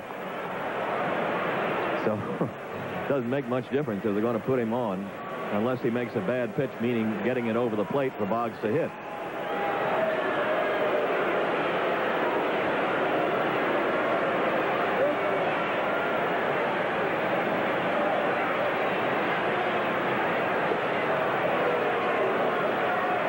All right, there's the intentional pass to Boggs. Runners at first and second.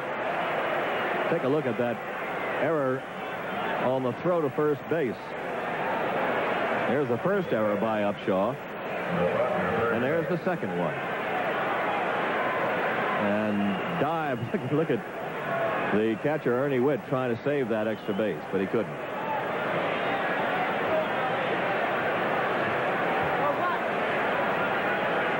So here's Buckner up with runners at first and second, and 2 out. Hit toward the middle and into center field. This will have a run. Romero scores. 9-4. They get 2 of them back. Bill Buckner in his first hit.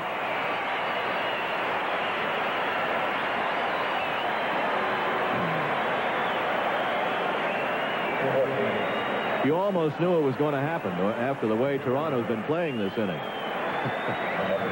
That'll be the way you'd want to cap it off, I suppose, wouldn't it? Take advantage of something the Red Sox have done so many times this year. Once again, that intentional walk to Boggs by the Blue Jays has come back to haunt them. Cost them a game, virtually or literally cost them a game in Toronto, setting up some work up there. Keep passing him and keeps hurting him. Here's Jim Rice up. He's 3 for 3 and hitting right now at .337. He has picked up 7 points.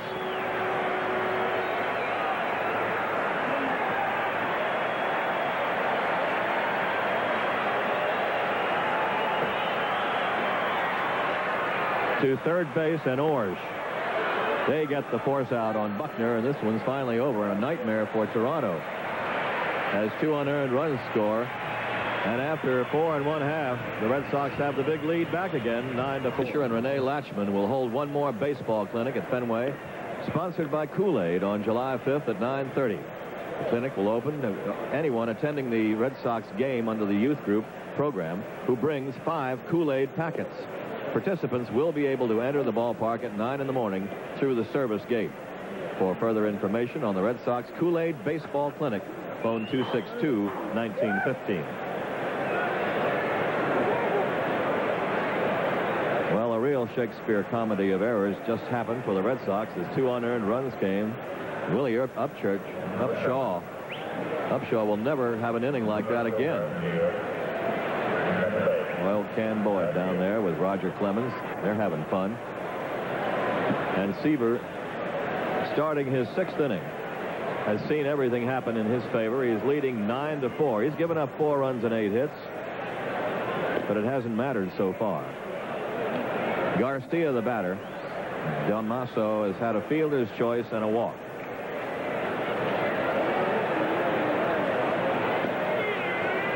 Strike 1, 2-1. Red Sox saw their lead go from 7-3 to 7-4, a 3-run lead, and then now they have a 5-run lead. Ball hit straight away to center field. Kevin Romine. 1 out.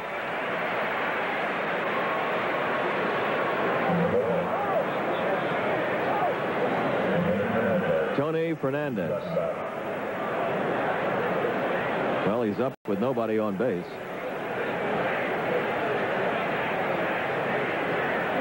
I just learned that Willie Upshaw has tied a major league record for those 3 errors.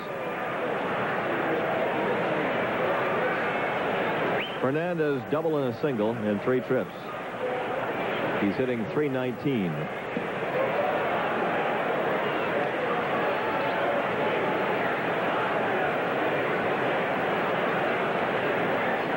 There's a bunt chopped foul off to the left side as Fernandez tries another way to get on. And with his speed, it's not a bad idea. 1 ball, 1 strike. Upshaw has tied a major league record held by 4 other players of 3 errors in 1 inning by a first baseman. George Metcovich of the Red Sox did it in 1945, the war year, last war year. Tommy McCraw did it in '68 in the American League. Ball inside to Fernandez. Dolph Camilli of the Phillies did it in 1935, and he was a very good fielding first baseman. And Al Oliver of the Pirates did it in 1969. Now Upshaw joins them. There's a strike to Fernandez. 2-2. 1 out in the Toronto 6th inning. Red Sox lead 9-4.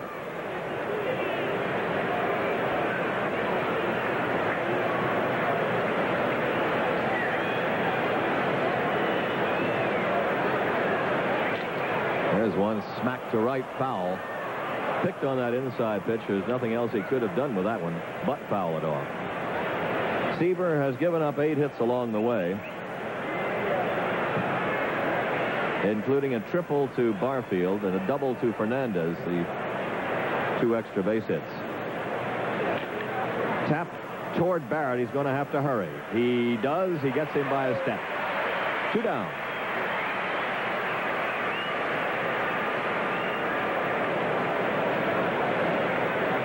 Even when you get the little guy out, he makes it kind of tough on you. No chance for Marty to tarry at all on this play. He's got to quickly make the transfer, get himself set so that he can get something on the throw to throw out the speedy Fernandez. Boom.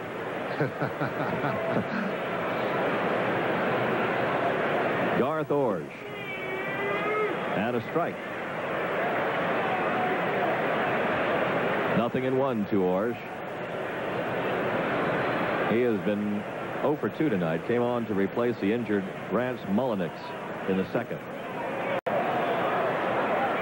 Mullenix chopped a foul off his right shin and had to leave the game. 1 ball, 1 strike.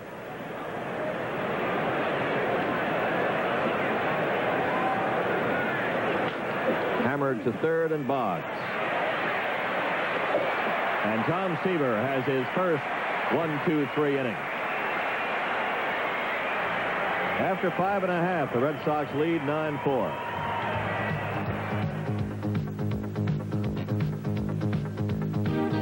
Yankees still hold a 4-1 lead over the Tigers. They're in the 7th inning now. Baltimore leading Milwaukee 5-3 in the 6th at Baltimore. Pete O'Brien's hit a 2-run homer for Texas. They lead the Twins 2-0 after 4 at Arlington. Portugal against Charlie Huff. The White Sox play at California later. Bannister against Cook. Cook, the fellow the Angels just brought up. Cleveland shut out Oakland today, 9-0. Kansas City plays later at Seattle. Lee Brandt will go against Goodwin. Don Baylor is first up. Bottom of the 6th inning. The rather luckless Dennis Lamp is on the mound. And Baylor takes the strike. Baylor 1 for 2. And he's been hit by a pitch so far tonight. In case you joined us late. 0-2. Philadelphia leads Pittsburgh 2-1 in the 7th at Pittsburgh. Atlanta 4, San Francisco 4 in the 7th at Atlanta. Baylor checks his swing and gets a base hit. That's how well things are going for the Red Sox tonight. Little check swing and a soft kind of liner into right field for Baylor, his 2nd hit. Boy, the reaction of Lamp right after he sees this find a hole in that right side is take the bill of that hat and just cover his eyes up. He says, I can't believe this is all going on. That's a pretty good pitch on a guy. Here's Bill Caudle, who worked briefly last night. And they don't trust too much to Caudle anymore in big situations. Here's Evans, and Dwight has what really set the tone for the Red Sox so far tonight in the 1st inning. A bases-loaded double clearing them up. 3-run double. He's 1 for 3.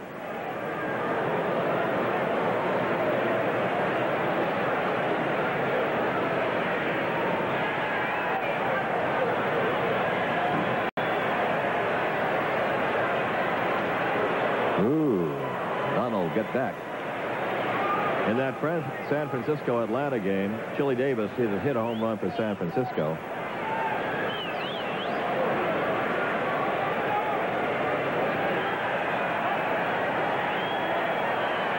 And he tries again over there, and again Baylor is back to the bag. Rafael Ramirez stole home on the front end of a double steal in that game also for Atlanta.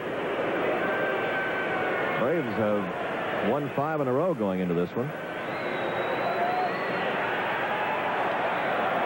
Falling back in is Baylor, so experienced in all this.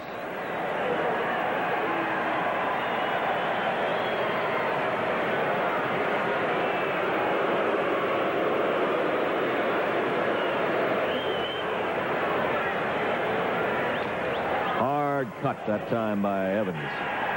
1 strike to Dwight. The Dodgers are leading Cincinnati 2-1, fourth inning, and it's raining in Cincinnati. Jeff Hamilton has hit a home run, his first in the major leagues. Two-run job for the Dodgers. The Mets are leading the Cardinals 2-0 after 3 at St. Louis. Mookie Wilson has hit a home run for the Mets. Sid Fernandez trying for his 10th win. Danny Cox going for the Cards. Here's a strike to Evans. And San Diego leads Houston at the Dome 2-0, fourth inning. Eric Shaw against Knudsen.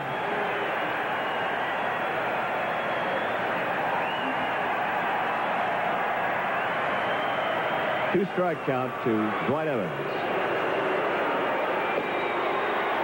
1-2. Dennis Lamp came on to relieve the starter Doyle Alexander, who was shelled out of there in the third inning when the Red Sox got 3 runs to make it 7 total. He's pitched well enough, but he's had no support behind him. Things are just going badly. 2 unearned runs given up by him. There's one that's earned. Thing shot to the center field wall. Baylor will go to third. Throw to second base. Dwight Evans has a 2-base hit. Runners at second and third. Hard double off the left center field wall. And Evans has 2 hits. Both of them doubles.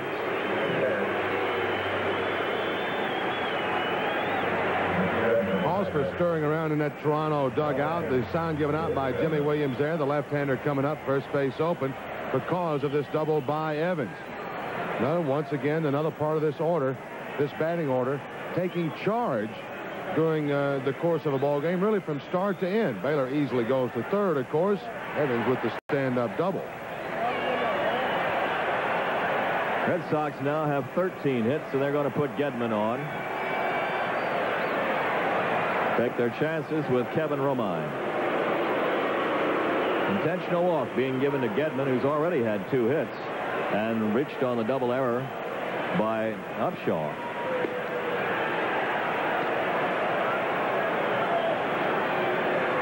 Red Sox leading 9-4 and threatening for more.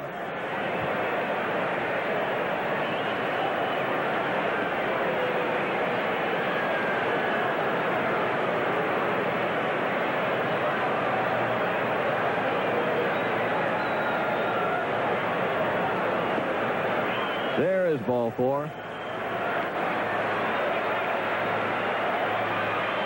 So the bases are loaded, full of Red Sox with nobody out in the 6th. And Kevin Romine coming up.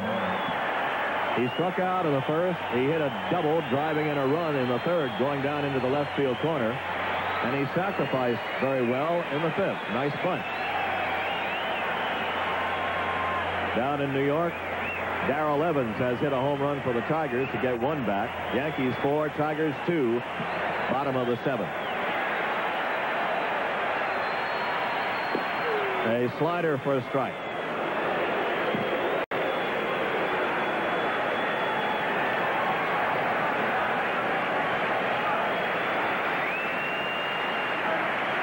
Baylor, Evans, and Gedman on the bases.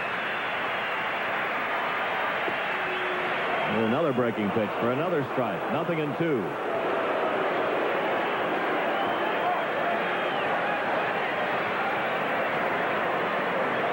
The 2 walks that Lamp has given up have been intentional.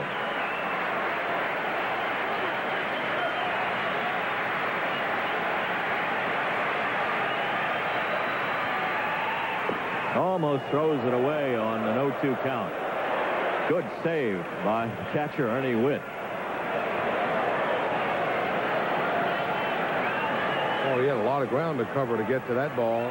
No chance of it coming back to him. He's got to go to it because it's working away from him on the breaking ball. All the way in the middle of that other batter's box. 3 straight breaking balls thrown to Romine. 1-2.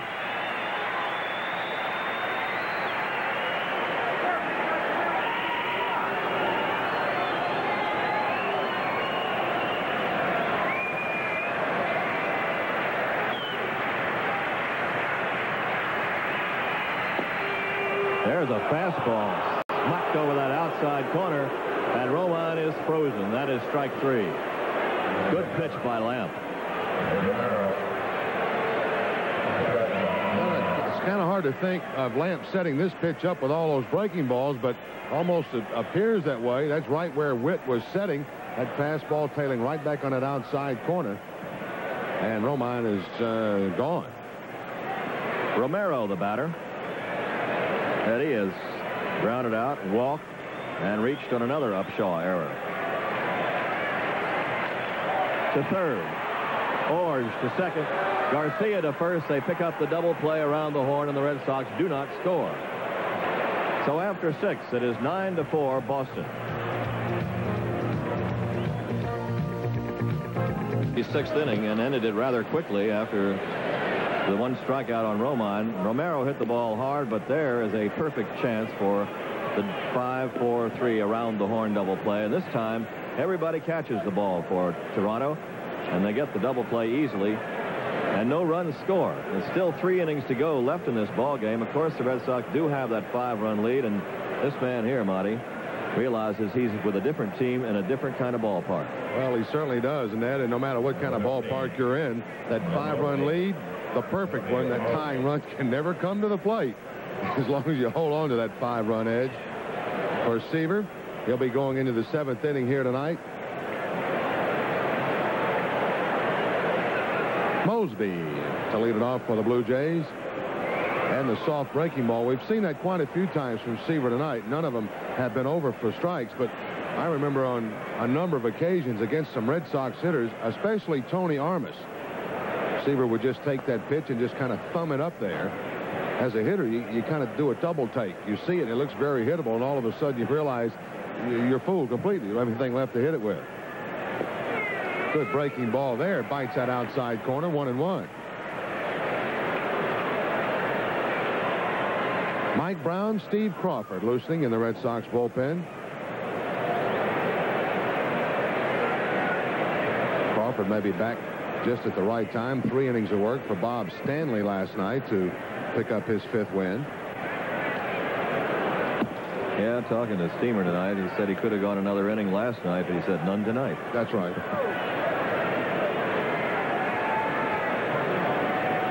Well, that would make him available certainly for tomorrow night and Thursday night if the need should arise. 2-1 now to Mosby. And it's 3-1 there as that pitch from Seaver misses low. Seaver in 8 previous starts out of his 12 has worked into the 6th inning, so he's worked that up. This will be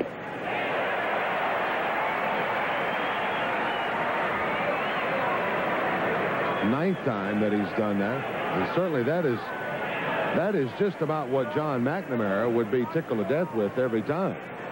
Absolutely. 3-2 to the big center fielder of the Blue Jays.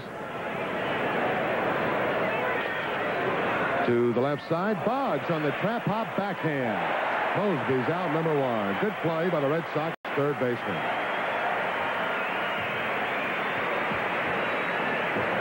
The trap hop play is hard enough to make, but off the backhand, it makes it doubly so.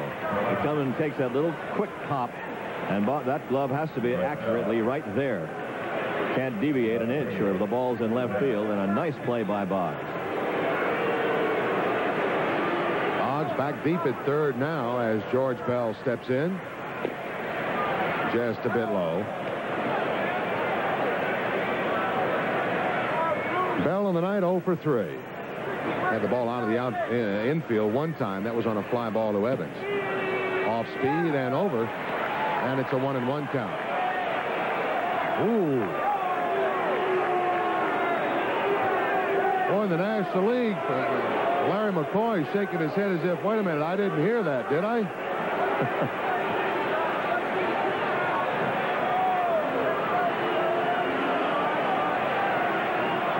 Well, here it is. There's the strike. Well, mercy.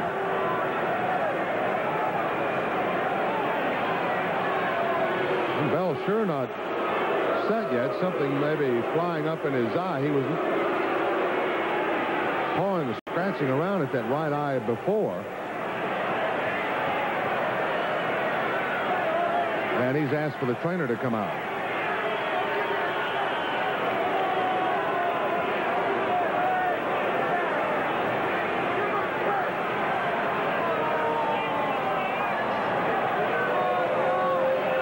dust or anything swirling around. Could have been a little bug of something. Yeah, that could happen out there near the plate on a summer night. He wants treatment, and yet he shakes his head away from it. That, of course, can bother you, and you know it better than anybody. Not only batting, but catching. You get something in your eye, you just really can't play until you get it out. Well, to be quite honest with you, Ned, when you're a .257 lifetime hitter, you had a lot of bugs or something in your eyes. You didn't want to take a chance on batting against somebody that throws 90 miles an hour with something in your eye, though, do you? I didn't want to take a chance on a guy throwing 90 with good vision. Rick Miller's the guy that used to have a lot of problem. Of course, he wore the contact lens, and anytime the wind was swirling around or blowing at all, it was a long at bat for Rick. It's already been a long at bat for George Bell, and he's only seen 2 pitches. Oh, you're not kidding. There's no reason to jump back in there too soon. So they'll try the breaking ball, and that one wiggles over, and he's down in the count now. 1 ball, 2 strikes. That's even more of a teaser there from Seaver. That was calculated to have him give a little bit, and exactly what he did. He gave on it. The ball started to break. There he's giving, and it breaks over nicely.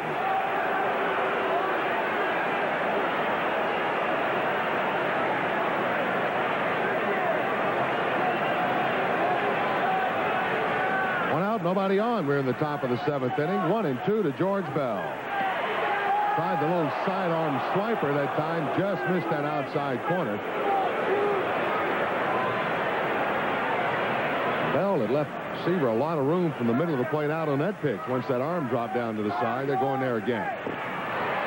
They missed with a fastball, and the count's run full now to Bell.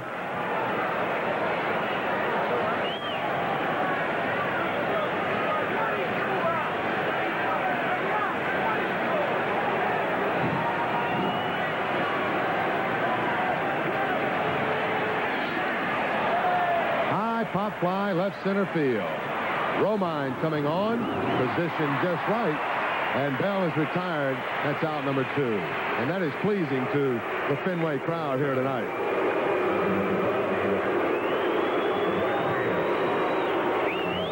George Bell has had 1 hit in the 2 games so far, the homer last night, and Seaver gave him a pretty good outing this time. Little wrinkle on the ball, popped up harmlessly to center. That batting helmet put to rest quickly on the top step of that Toronto dugout. Pinned there by George Bell. Barfield takes the soft breaking ball just a bit high. 1-0.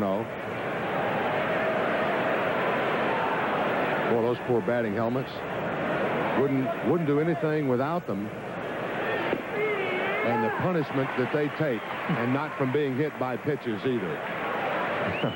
From pitches not being hit. That's probably the reason. Coming back to the dugout. Barfield on the night, 1 for 2. His walk, struck out, and had a triple. And he's hit on the left forearm. Seaver trying to crowd him, got a little bit too far off the plate inside, and Barfield will make the move down to first. Well, Jesse was hit by a pitch last night by Al Nipper. He just rode in on him, and he started to lean out and was trying to get out of the way, and it got him right on the top bicep, or the bicep of the left arm. So 2 down now, and the runner at first, Barfield. Here's Cliff Johnson.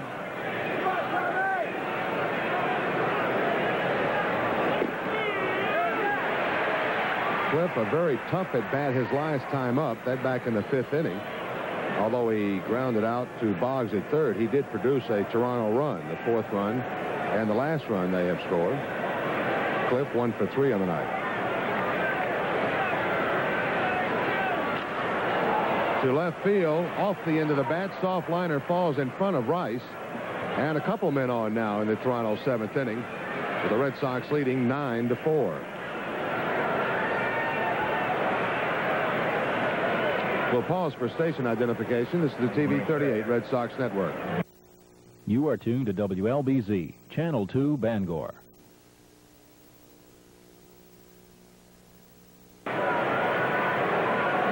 With Willie Upshaw up at 2 down, 2 on for the Blue Jays. 2 shot toward the third base side, and it'll go foul.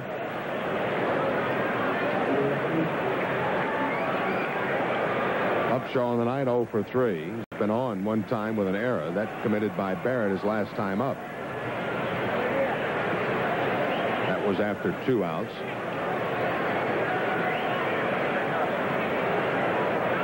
Nine hits for the Blue Jays now after that soft humpback liner to the left off the bat of Cliff Johnson.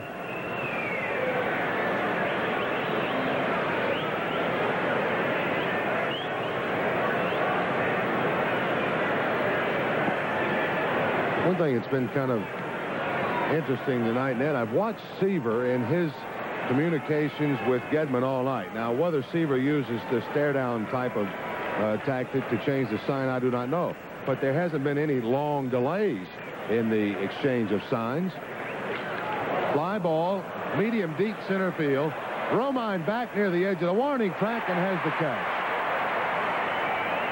So Upshaw tagged it pretty well to center field, but Romine there outran it. And the Blue Jays do not score in the top of the 7th inning. The tip of the hat for the, well, almost full standing ovation for Tom Seaver tonight through 7 innings of work for him. And after 6 1/2, Red Sox lead. The Toronto Blue Jays, Bill Caudle, who worked 2/3 of an inning last night. Caudle is kind of a man that they use in between now. He is 1 win, no losses, and a 5 earned run average. This is his 20th relief appearance of the season. No saves, 18 innings pitched, 14 hits and 10 runs, all earned, 10 walks and 12 strikeouts. And coming on to relieve Dennis Lamp, who really deserved a better fate. Certainly did. Tom Seaver taking a little sip of refreshment, a little handshake for Bill Fisher there. I do not know if he's finished. I do not notice any action in the Red Sox bullpen. If he does leave, he'll be leaving, of course, with a 9-4 lead. 1 complete game already this year for Seaver. Marty Barrett, base hit to left field. So Caudle is greeted quickly by the Red Sox, and Marty Barrett, as the top of the order, comes up here in the bottom of the 7th inning. Barrett 2 for 5 on the night.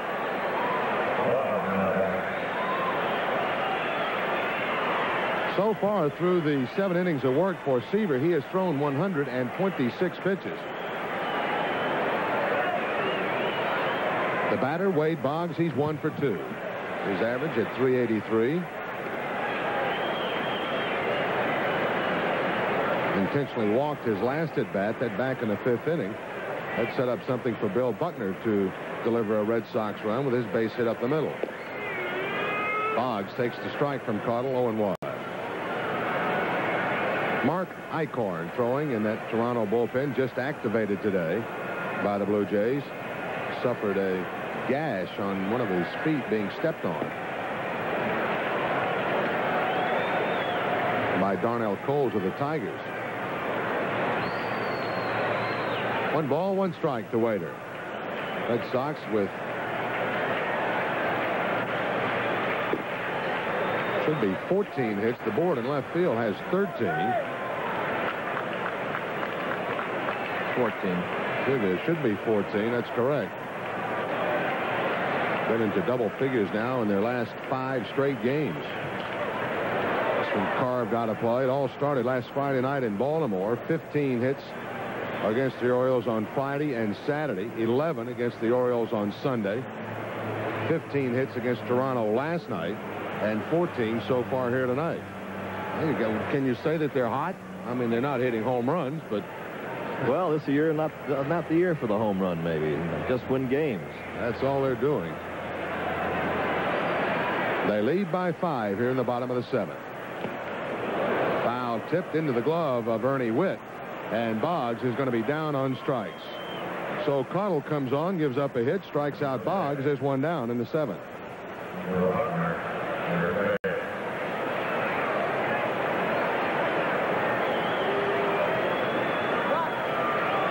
Red Sox first baseman Bill Buckner, the hitter. Buck 1 for 4 on the night. He's driven in a run, his 41st of the year.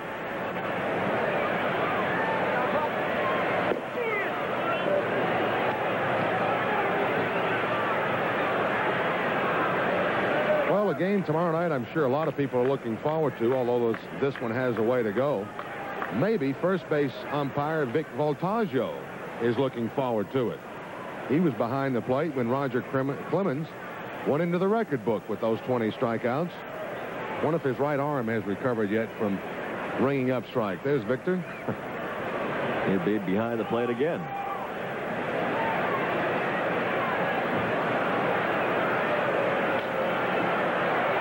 Roger Clemens and Jimmy Key hook up here tomorrow night in the third game of this series. Game time 7:35. And then to close out the series on Thursday, it'll be Oil Can Boyd against John Cerruti. There's tomorrow night's starter. Trying to make it 15-0.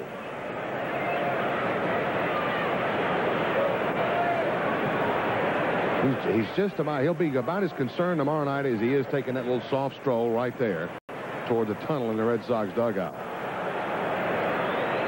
Buckner reaches for a bad pitch and doesn't get it. And he's down on strikes. Second strikeout for Caudle.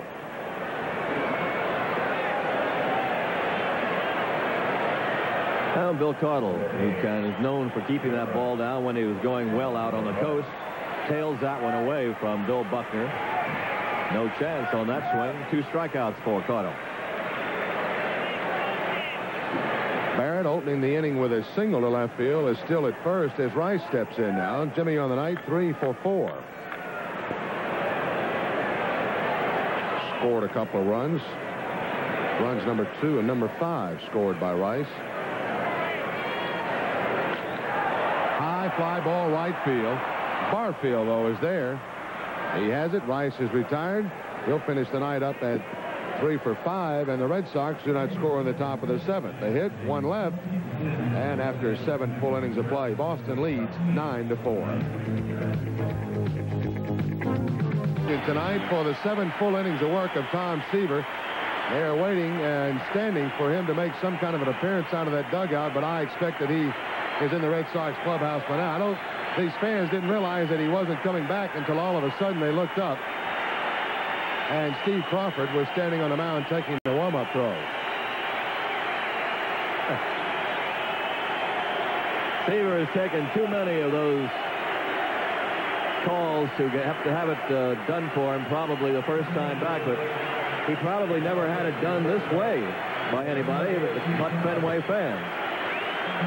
Well, he had already made some statements about the Fenway fans. He's been here, of course, as a visitor. As you look at the numbers of Steve Crawford. Shag on now to try to work the last 2 innings and wrap up the first win for Tom Seaver in a Red Sox uniform. Crawford, no wins, no losses. 3.94 earned run average. Mr. Martin will go to inning number 8. Okay, Monty. Ernie Witt is the batter. They're not going to leave him alone. Seaver went back into the clubhouse. He's probably showering and icing up already. But he pitched as well as he had to tonight and leaves with a 9-4 lead. Steve Crawford. Little pop-up by Ernie Witt towards shortstop, and Romero back. Witt is out. Previously, Ernie'd gone 2 for 3 against Seaver. Seaver goes 7 innings, gives up 9 hits and 4 runs, all earned. He walked 2, struck out 2, and hit a batter. He turned it on a couple of times when people were on base and stopped the Blue Jays. But the Red Sox offense, as soon as they came close, they just let it out again. Seaver threw 126 pitches. Ball is looped into right field by Garcia. Drops in there, picked up by Evans. A 1-out single by Garcia, his first hit of the night. That's the 10th hit for the Blue Jays. Crawford, just coming back after attending the funeral of his grandmother in Oklahoma, was to have come back a day earlier, but got caught in an airplane foul-up.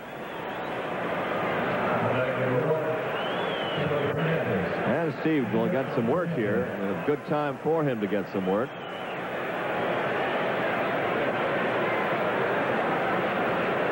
Crawford appeared last Tuesday night. Tuesday, June 24th, against the Yankees. Here, he went 2/3 of an inning, gave up 2 hits and no runs. He has beaten the Blue Jays 3 times in his career, has 1 save against them. Well, let's see how he does against Fernandez. Bounces it foul, dugout way. Fernandez doubled in the first, lined to second base in the second, singled home 2 runs in the fourth, and grounded out in the 6th inning.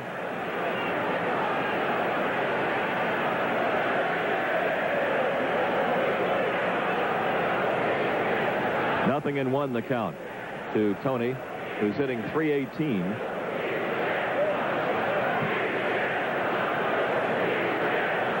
He has picked up 8 points in this series so far. And it's nothing in 2.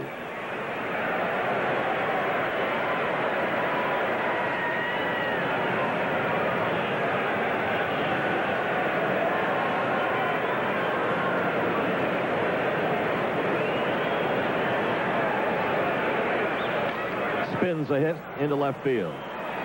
Well, no matter who you throw out there, apparently, it's the way it's going to be, and Fernandez now has 3 hits in this game.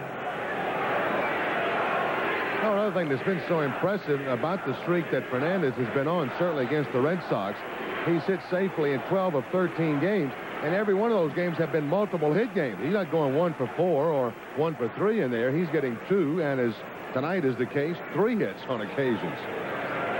So with 1 out, there are 2 on for the Blue Jays. Here is Rick Leach, a left-handed batter, and he's going to bat for Orge. And Leach has, as we noted last night, a very good pinch-hitting record. Rick Leach, coming off the bench so far this year, is hitting .389 as a pinch hitter. 7 hits and 18 times up for Leach. Former Tiger and former football player at Michigan.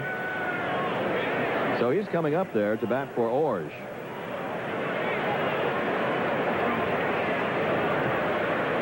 Orge had come on to play for the injured Rance Mullenix, who left the game early, fouling a ball off his right shin.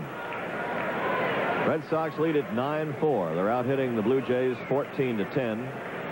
The Blue Jays have it in the error department, 3-1.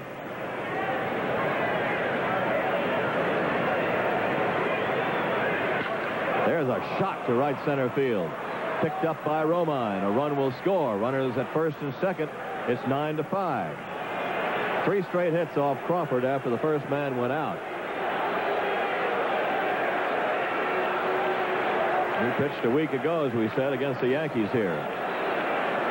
And McNamara to the mound as Zambito warms up.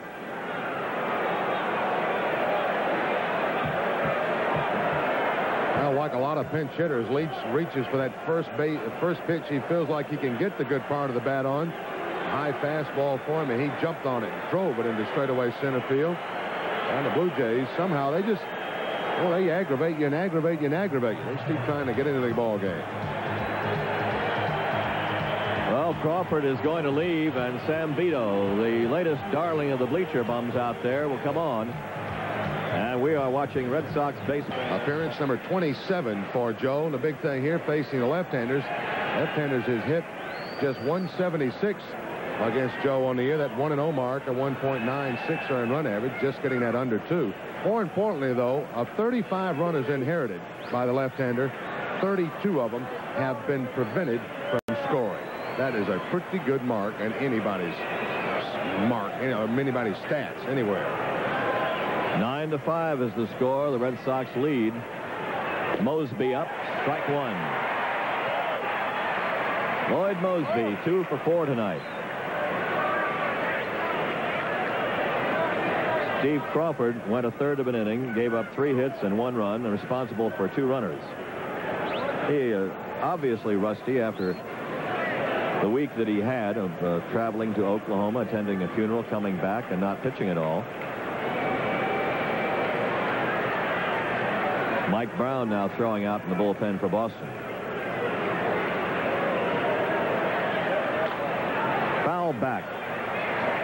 And it's 0-2 to Mosby.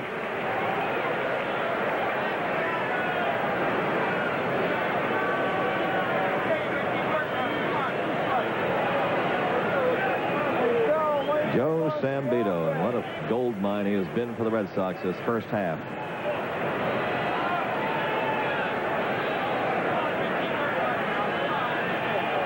Kelly Gruber is running at first base for Rick Leach.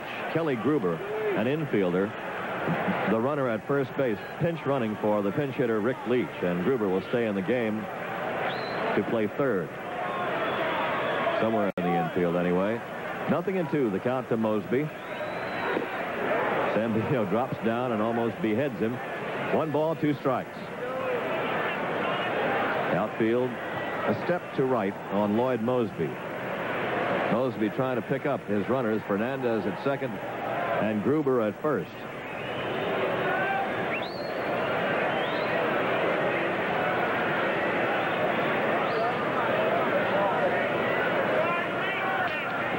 There's a spinner to shortstop. Romero's got one with Barrett. That's all they'll get. Nice play by Eddie and Marty to cover. And they've got the second out. Runners at the corners.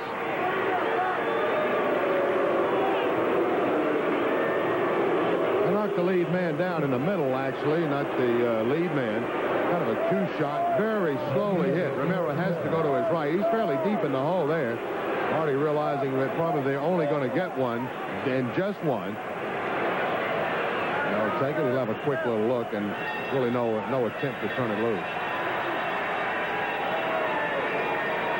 The batter is George Bell.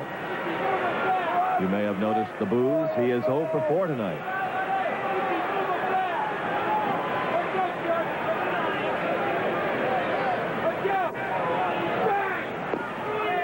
Strike one. Inside corner. The fans love it when they get a strike on Bell now. He is grounded to third, fly to right, foul to the catcher, and fly to center as Seaver took care of him very well. Fernandez over at third. Mosby at first.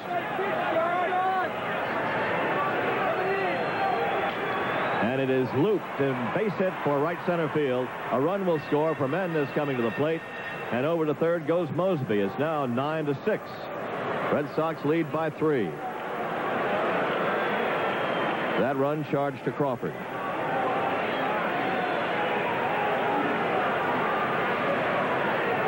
Off the end of the bat again. Bell really reaching. He's giving a lot of room on the inside part of that play. In case somebody has a mind to crowd him. Fernandez scoring. These Blue Jays. Oh, boy, what an offensive series this is turning into be. Boy, they just come out of that dugout swacking and swashing.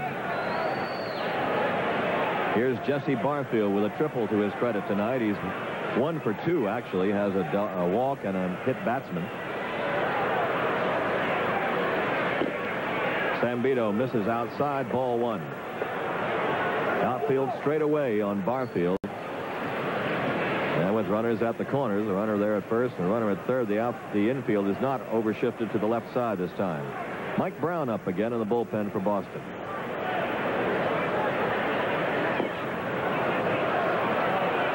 2-0.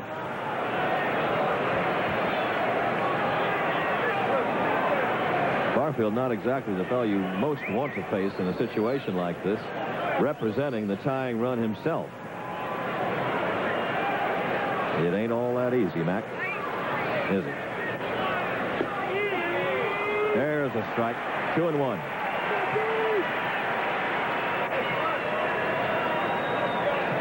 With all the wind blowing out and all the base hits, there has still not been a home run tonight.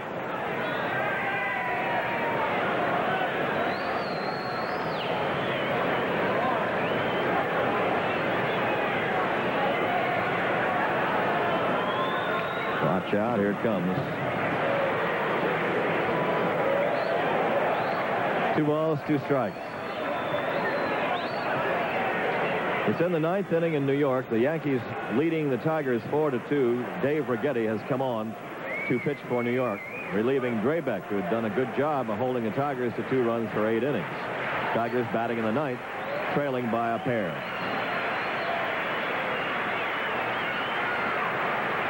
2 balls, 2 strikes, 2 out, 2 on.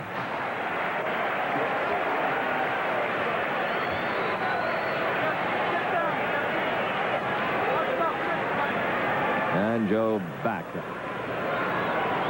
They'll be holding a press conference for Tom Seaver after this one around this area. Give him access to all the people who were here. There are people from Philadelphia, New York, Chicago, papers. Strike 3. Barfield out on strikes.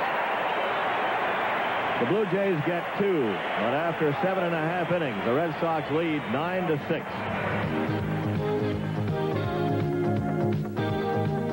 With color action photos and player stats, you'll find special features, including a profile of American League batting champ Wade Boggs and a look back at the 1946 pennant-winning Red Sox team. Pick up your copy at Fenway Park, local newsstands, or send $5 in check or money order to Boston Red Sox Yearbook, 50 Beacon Street, Boston, Massachusetts, 02108.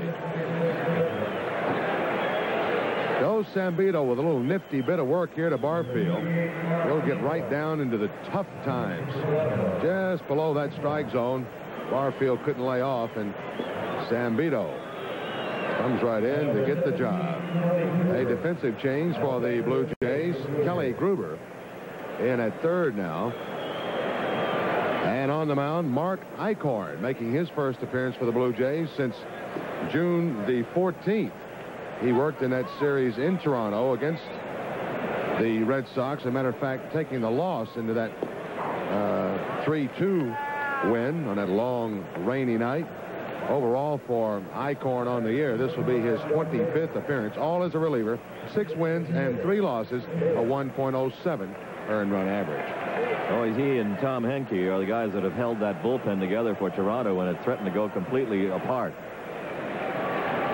Baylor will be the first batter for Boston in the bottom of the 8th. Eichhorn will give you the impression that he's inching the ball up to the plate from time to time. He's not going to overpower you. Has a good sidearm, almost Quisenberry look. Breaking stuff. The tails in and away from a right-handed batter. Fouled off by Baylor. Strike 2. John Baylor 2 for 3 tonight, both singles. Baylor hitting at .258. The Red Sox 9 runs, 14 hits and an error. Toronto 6 runs, 13 hits and 3 errors.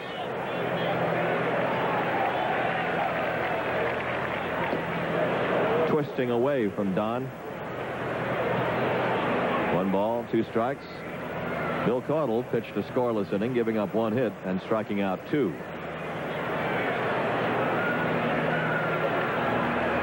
Watch out.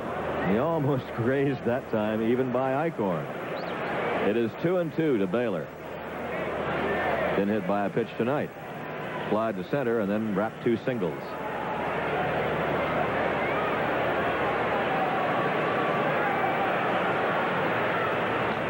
Fouls the curveball back. Count hangs at 2-2. Baltimore leading Milwaukee 7-3 after 8 innings down at Memorial Stadium. Orioles trying to get reassembled.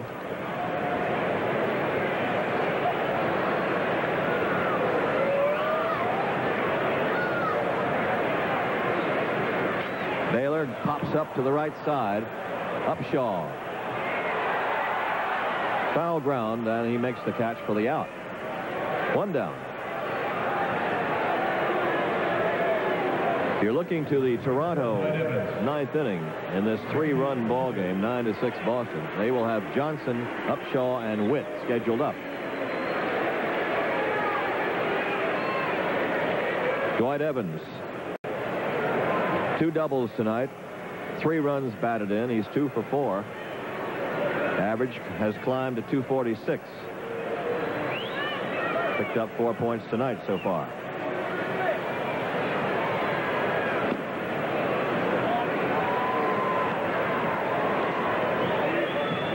Three-run double, a big one in the first inning, and then he doubled to left center again in the 6th.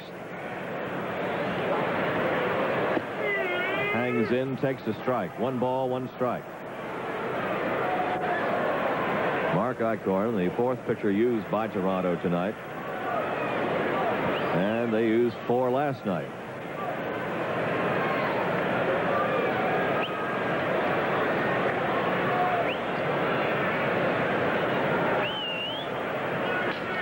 Broken bat grounder to third.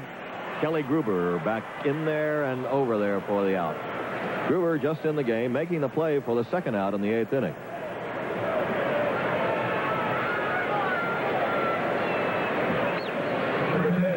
3 men at third base tonight for Toronto.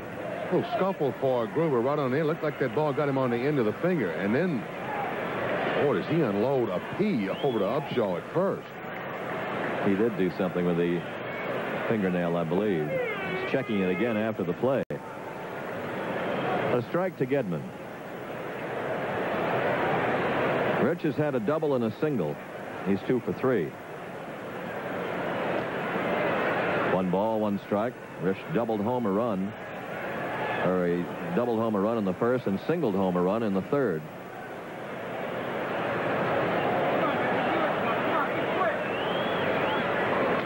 Foul back here.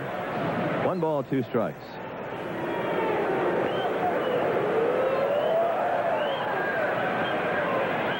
Jeff Sellers pitched such a fine game on Sunday down in Baltimore, getting some work.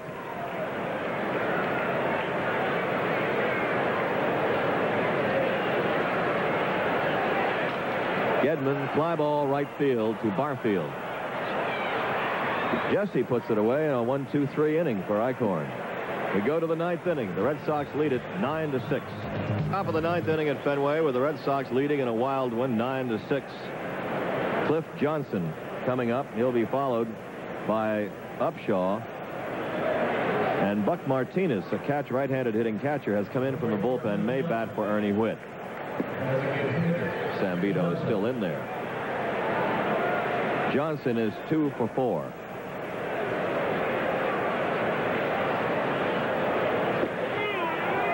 Strike 1. The Detroit Tigers have tied up the Yankees in the top of the 9th. They're now in the bottom of the 9th. Yankees batting tied up 4-4.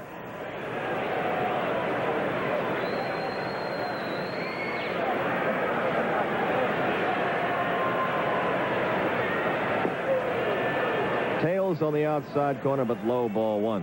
1 ball, 1 strike to Cliff Johnson. He has scored a run. He's knocked in 1.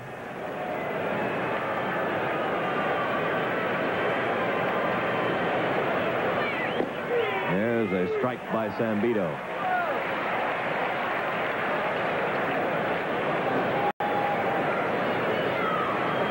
Ball and 2 strikes.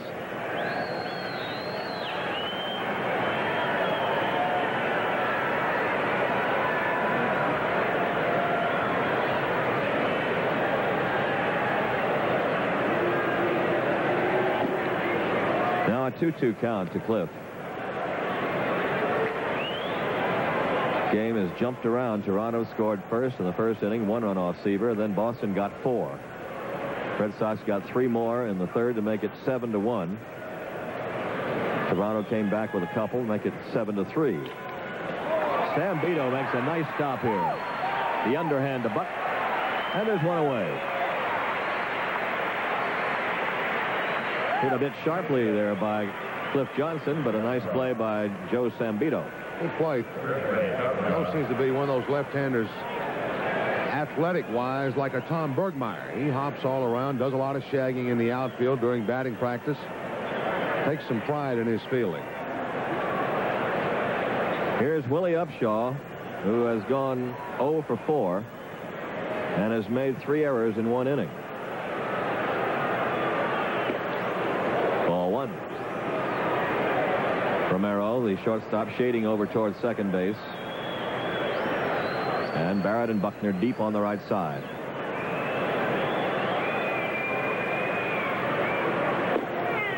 Strike. 1 ball, 1 strike. The attendance tonight, 32,729. Another fine Fenway crowd. They have been boisterous, to say the least. And Buck Martinez on deck will bat for Ernie Witt.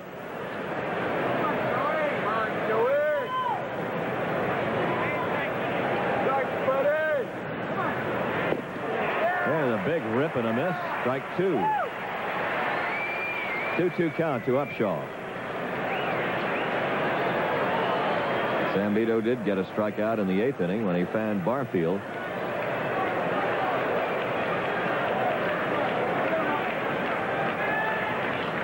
Fouled off by Willie. 2-2.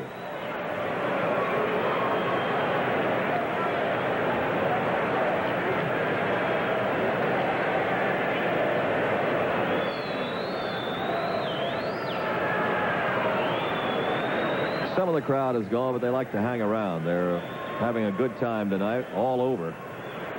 They came out early and for the most part have stayed late.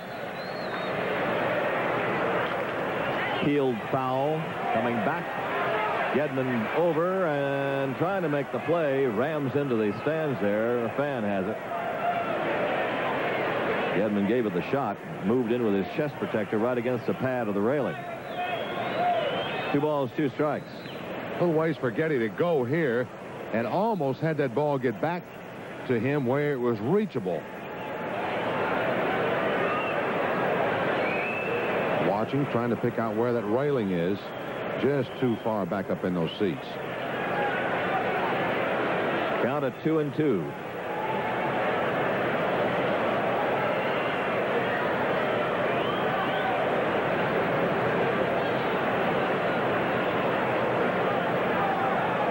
Zambito to Upshaw.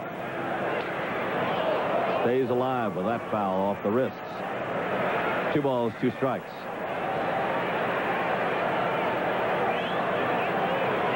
Roger Clemens tomorrow night. Jimmy Key, the left-hander, goes for the Toronto Blue Jays, and Oil Can Boyd on Thursday against left-hander John Cerruti.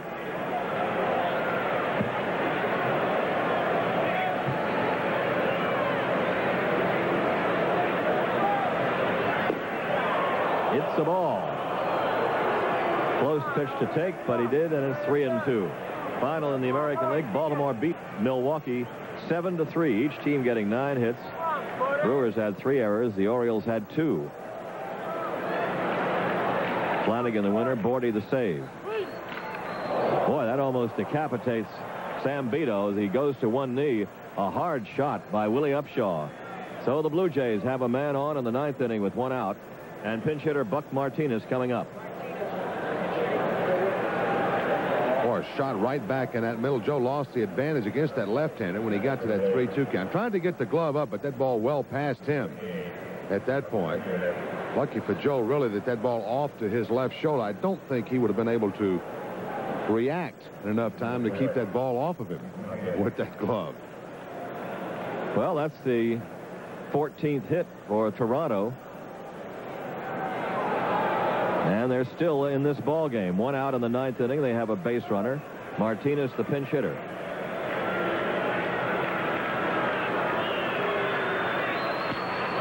He rakes one into left field for a base hit. 2 on, 1 out. And now the tying run coming to the plate. Martinez, a pinch single. So the bench has done well coming off the bench again offensively. Long night. Buck really shooting this ball toward that hole. Good effort by Boggs. Ball just by him. Nothing he could do about it. And Upshaw with a play right in front will pull up 90 feet away from where he started, actually. So the number 9 hitter, Damaso Garcia, is the batter, and Damaso has had 1 hit tonight. He is 1 for 3, and things getting a little tenuous for the Red Sox. A 9-6 lead, but 2 men on. Hit toward Romero. Takes a bad hop under his glove and goes into left. A run will score. It's 9-7. Eddie Romero had maybe 1 play to get an out. Only 1. They had no chance at all for 2. And the ball seemed to duck under on a sliding hop under his glove for a base hit into left field. Bill Fisher coming to the mound. Well, those kind of base hits that said, oop, there's a glove. I've got to do something about getting out of the way of it. And that's just what happened. That ball kind of shot on Eddie right at the last second. Zip, there it goes, right on by him. And zipping around third is Upshaw to come up with another Toronto run. Well, here come the Blue Jays again. They have had 3 straight hits here in the 9th inning and are within 2 now. 9-7 is the score. Top of the order, furthermore, coming up for the Blue Jays in Mr. Fernandez. And the Red Sox better be calling him Mr. or Senor or something, because he has been hot in this series. 3 for 5 tonight with 2 runs batted in. 3 for 4 last night with a run batted in. Turning around to bat right-handed against Zambito. He hits about the same average each way. Has made very little difference. Fouls one down the line in right, chased by Evans, and Evans makes the grab. Fires across the diamond. 2 outs. Dwight Evans got over the line, and right in that little triangle there where he didn't have much room, stayed his ground and made the catch.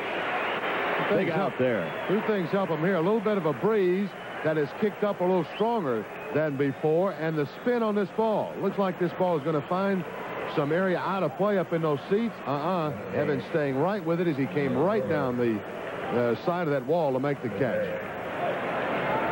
So there are 2 down.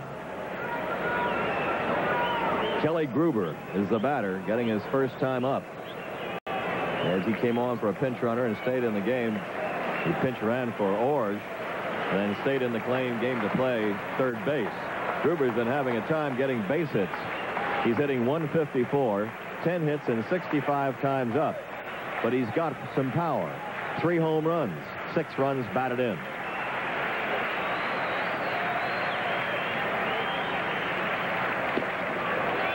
Ball 1.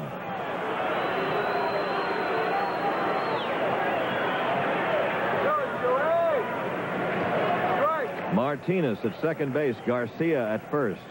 2 away. The Red Sox leading 9-7. Kelly Gruber the batter.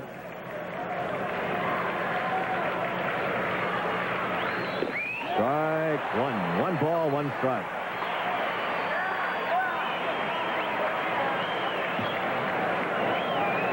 Gruber has fanned 15 times in those 65 times at bat. Toronto still very much in it. 9th inning. 1-1 the count.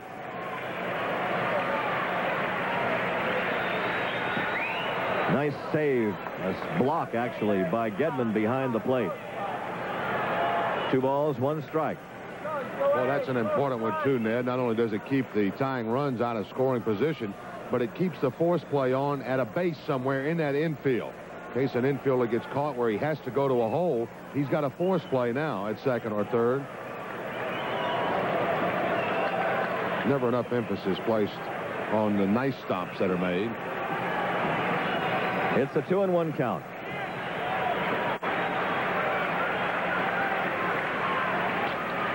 Little pop fly ball, shallow right field, maybe trouble. Let's see. Evans is there. He's got it. And this one is finally over. Dwight Evans making a couple of catches late. And they had it all the way. 1 run, 3 hits for Toronto. 2 big ones left on base. And the final score, the Red Sox 9, Toronto 7. We'll wrap it up in a moment. There's Tom Seaver coming out to congratulate the rest of his team and say hello to his wife. Had 9 runs, 14 hits, 1 error. They left 10. And Toronto 7 runs, 16 hits for the Blue Jays. They made 3 errors and they left 13. Winning pitcher was Tom Seaver. He is 3-6, 1-0 as a member of the Red Sox. A save for Zambito, his 7th. And the losing pitcher was Doyle Alexander. He is 5-4. And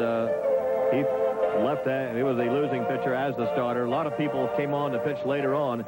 Despite all these things that happened, well, Seaver did what he had to do, I guess, and pitched as well as he had to do with his team scoring runs. But it wasn't all over at that time. No, it wasn't, Ed. But once again, you talk about the balance in that lineup, and they've been hot. They've been getting into double figures with hits. They needed to get to double figures in hits tonight to put some points up on the board. But once again, whatever it takes for them to win in the course of a ball game, something they've been doing all season long. If they need 6, they get 6.